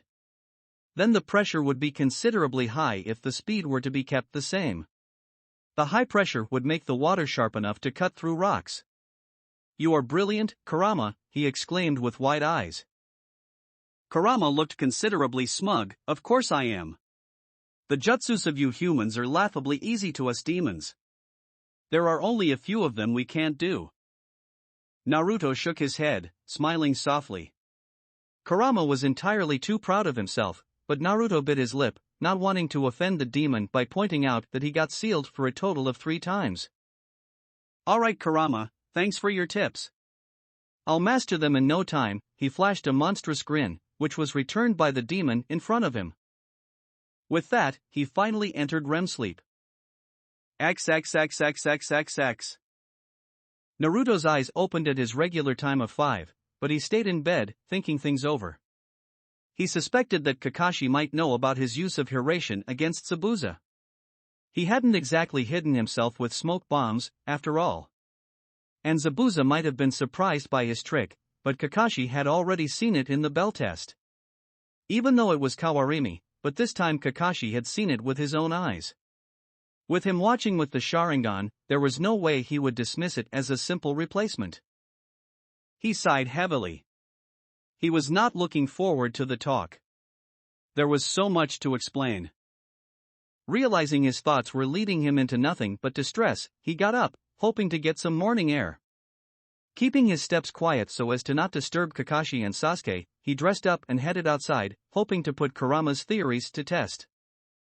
He got outside, getting some relief from the slight chill of the morning air. He allowed his senses to spread and a tiny frown made its way onto his face when he sensed someone making their way from behind him.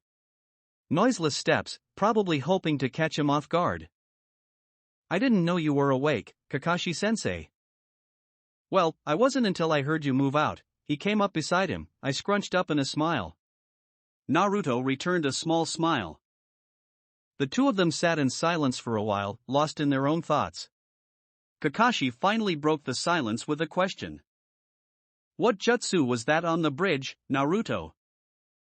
Even though he had prepared for that question to be asked, Naruto was still caught off guard.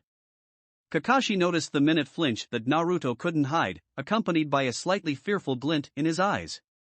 Realizing he had probably scared the boy, he backtracked. I was just curious, Naruto. It was something like what you tried in the bell test, he trailed off, silently asking Naruto to elaborate. Naruto hated when Kakashi got like this, demanding answers from him. And the worst thing was that Naruto had no reason to hide anything from him. Steeling himself, he looked into Kakashi's single eye. Before I say anything, Kakashi-sensei, can you promise me that you will keep this to yourself and only yourself? If Kakashi looked surprised by his request, he didn't show it.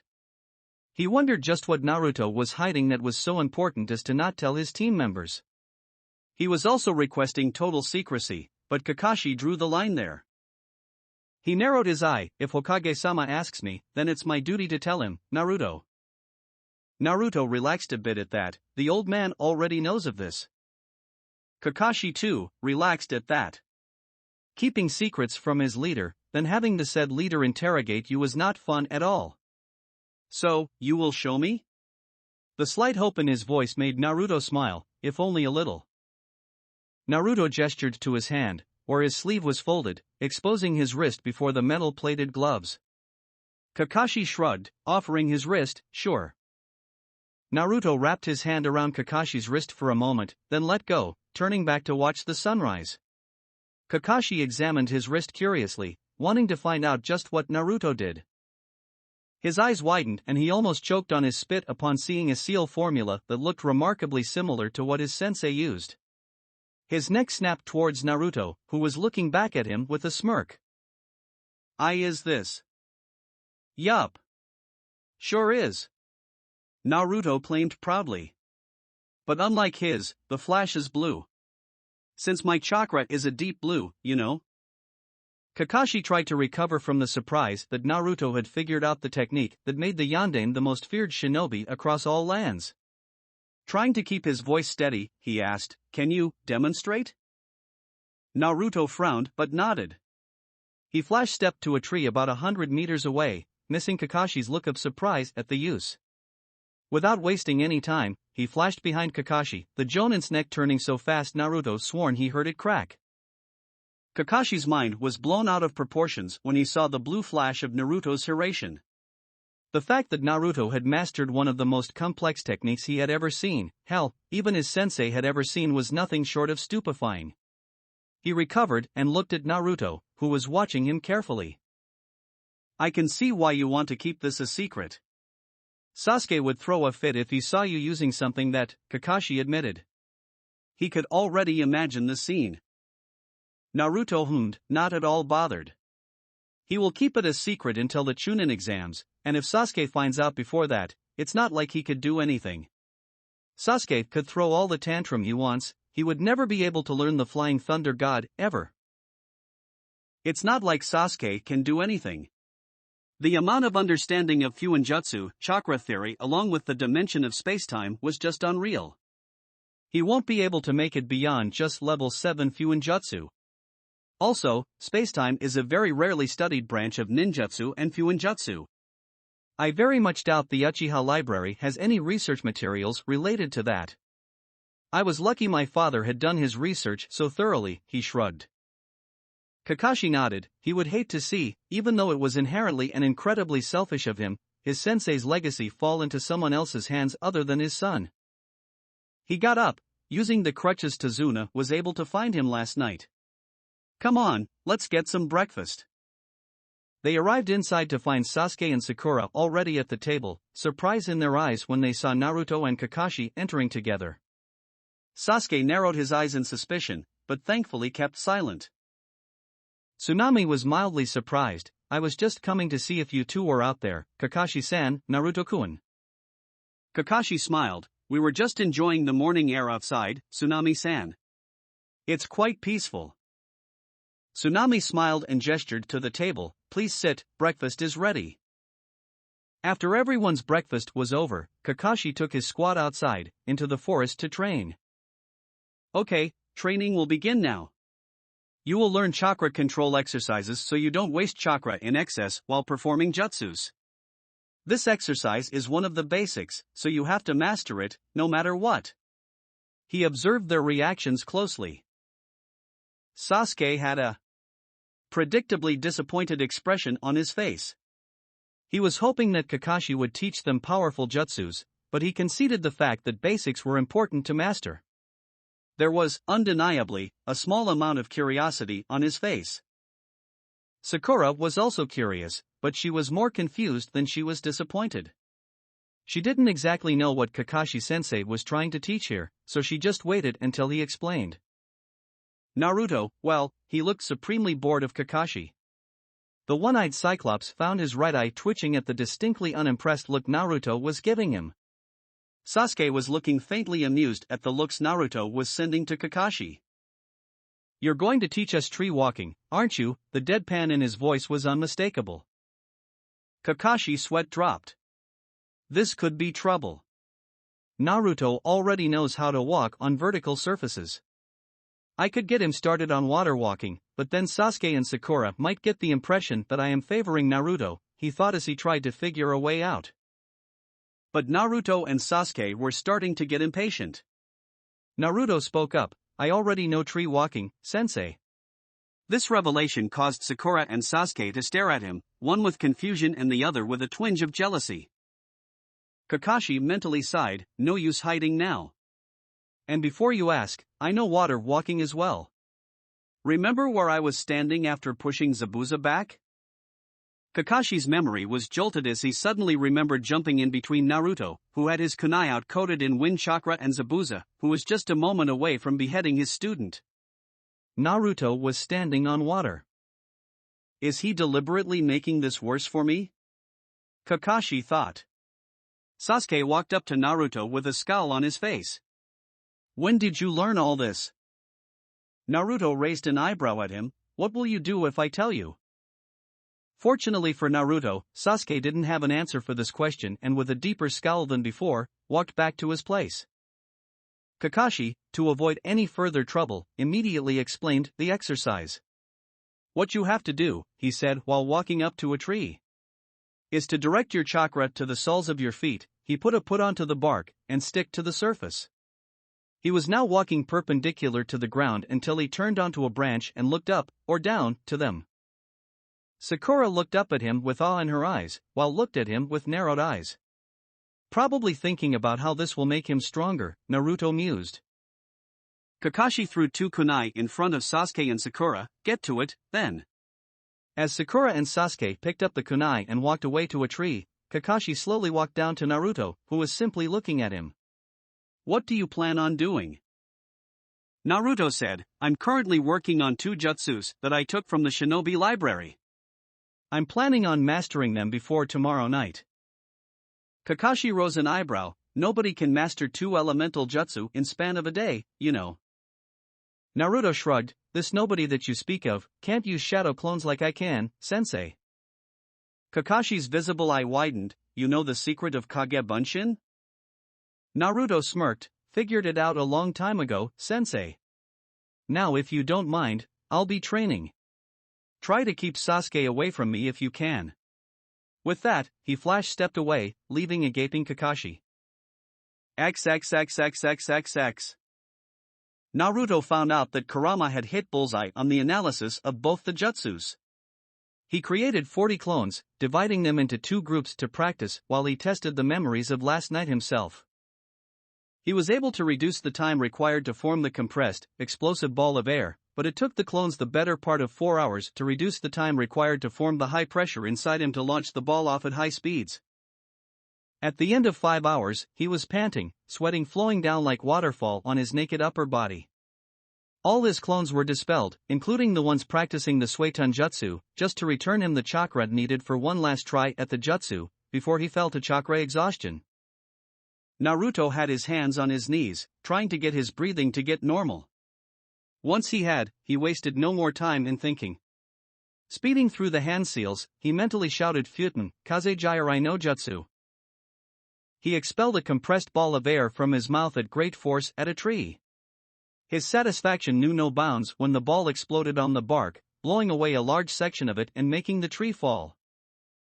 He chuckled tiredly, falling on his back. Man! These elemental jutsu sure are tiring. Hey Kurama, would you mind replenishing my reserves just enough so I can walk? I would rather not eat the soldier pill I have. Kurama's chakra rushed into his system, though not so much that he went into a rage or was full of energy again. He groaned as he sat up, putting on his t-shirt and jacket. He walked back to the house, thoughts of tasty food filling his mind. He walked across a clearing when he heard the sound of bark exploding. Curious, he walked towards it and had to suppress the chuckles in him. Sasuke was tree climbing and falling off. Naruto could see with the many slashes on the bark that showed Sasuke had improved much in just one day, but he was nowhere near the top. Naruto would have moved away if it wasn't for Sasuke discovering him and calling out, "Naruto? Is that you?" Naruto turned around, "Yep." Awkward silence descended upon them as Naruto waited for Sasuke to speak while Sasuke did not know what to speak. Naruto, tired of the silence, made to walk away when Sasuke called him out. And dare he think that he was hesitating and nervous? Well. Naruto raised an eyebrow. It's rare for him to come to talk to me. Especially that he's hesitating. Sasuke glanced away, a faint blush on his cheeks and voice hesitating. You said you have mastered this exercise before, right? See, can you give any tips? Naruto was inwardly laughing with Kurama at how awkward Sasuke looked while asking him.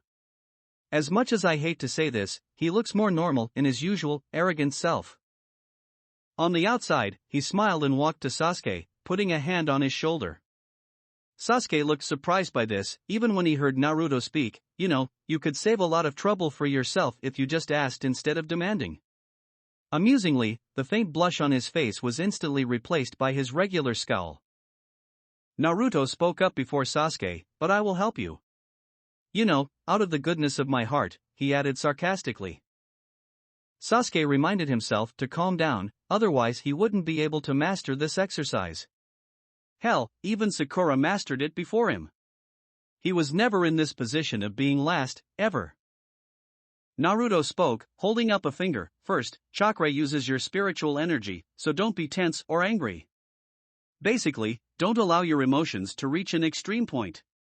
Second, relax and concentrate on your energy, and collect a constant amount of chakra at the bottom of your feet. That's all I will tell you. Sasuke nodded, and for the first time in his life, he thanked someone other than his family. Thank you. Naruto simply smiled and turned around, though you should save it for tomorrow. Dinner is ready, and it's no use training on an empty stomach. Sasuke looked like he wanted to train more, but ultimately agreed on dinner and they walked away. Dinner was a quiet affair. After eating, Naruto helped Tsunami wash the dishes as the others relaxed. Sakura was inspecting a picture on the wall, which had a piece torn off from it. When she inquired about it and how Inari was gazing at it, Tazuna replied that the person whose face was torn off was the hero of this town. The atmosphere in the room was very somber, Naruto noted. Inari had walked off after that, his mother going after him to console him. Tazuna told them the story of Inari's stepfather, how he was considered a hero by everyone and how Gato killed him. Inari had begun to rely on the man to the point where he wouldn't stand up for himself. Gato had him killed to destroy any form of hop in the land and succeeded, traumatizing Inari in the process. Naruto digested this, and slowly got up from his seat. He had enough of this depressing atmosphere. Sakura spoke up. Where are you going, Naruto? Naruto didn't turn back as he answered, I've got some unfinished training to do. That was all he said before the door was gently shut. Sakura turned towards Kakashi. What's up with him? Kakashi shrugged. XXXXXXX. Sorry for not putting up this part earlier. The timeline is sane though. Zabuza wakes up after a few hours of the fight. The mysterious Nin had taken Zabuza to a small house far away and took him inside, placing him onto a bed. I will have to remove the bandages so he can freely cough up the blood, if he has any to cough, he mused, his hand reaching to pull down the bandages. A rough hand suddenly reached out and grabbed his wrist. I can do that myself, Haku. Zabuza opened his eyes, which were quite bloodshot. He sat up, painfully groaning. He reached behind him to take out the sunbon in his neck, small squirts of blood coming out as he pulled them roughly. Please don't pull them out like that, Zabuza-sama, or you will really die, Haku commented with a light voice, which failed to convey his seriousness. Zabuza grunted as he laid on his back. You're as vicious as ever, Haku. Haku watched his master lay on the ground. After a few minutes of silence, he spoke up. How will we face them next time, Zabuza-sama? Zabuza got a murderous look in his eyes. Next time, he growled out, more to himself than Haku, I'm taking away that Sharingan from that damned monkey.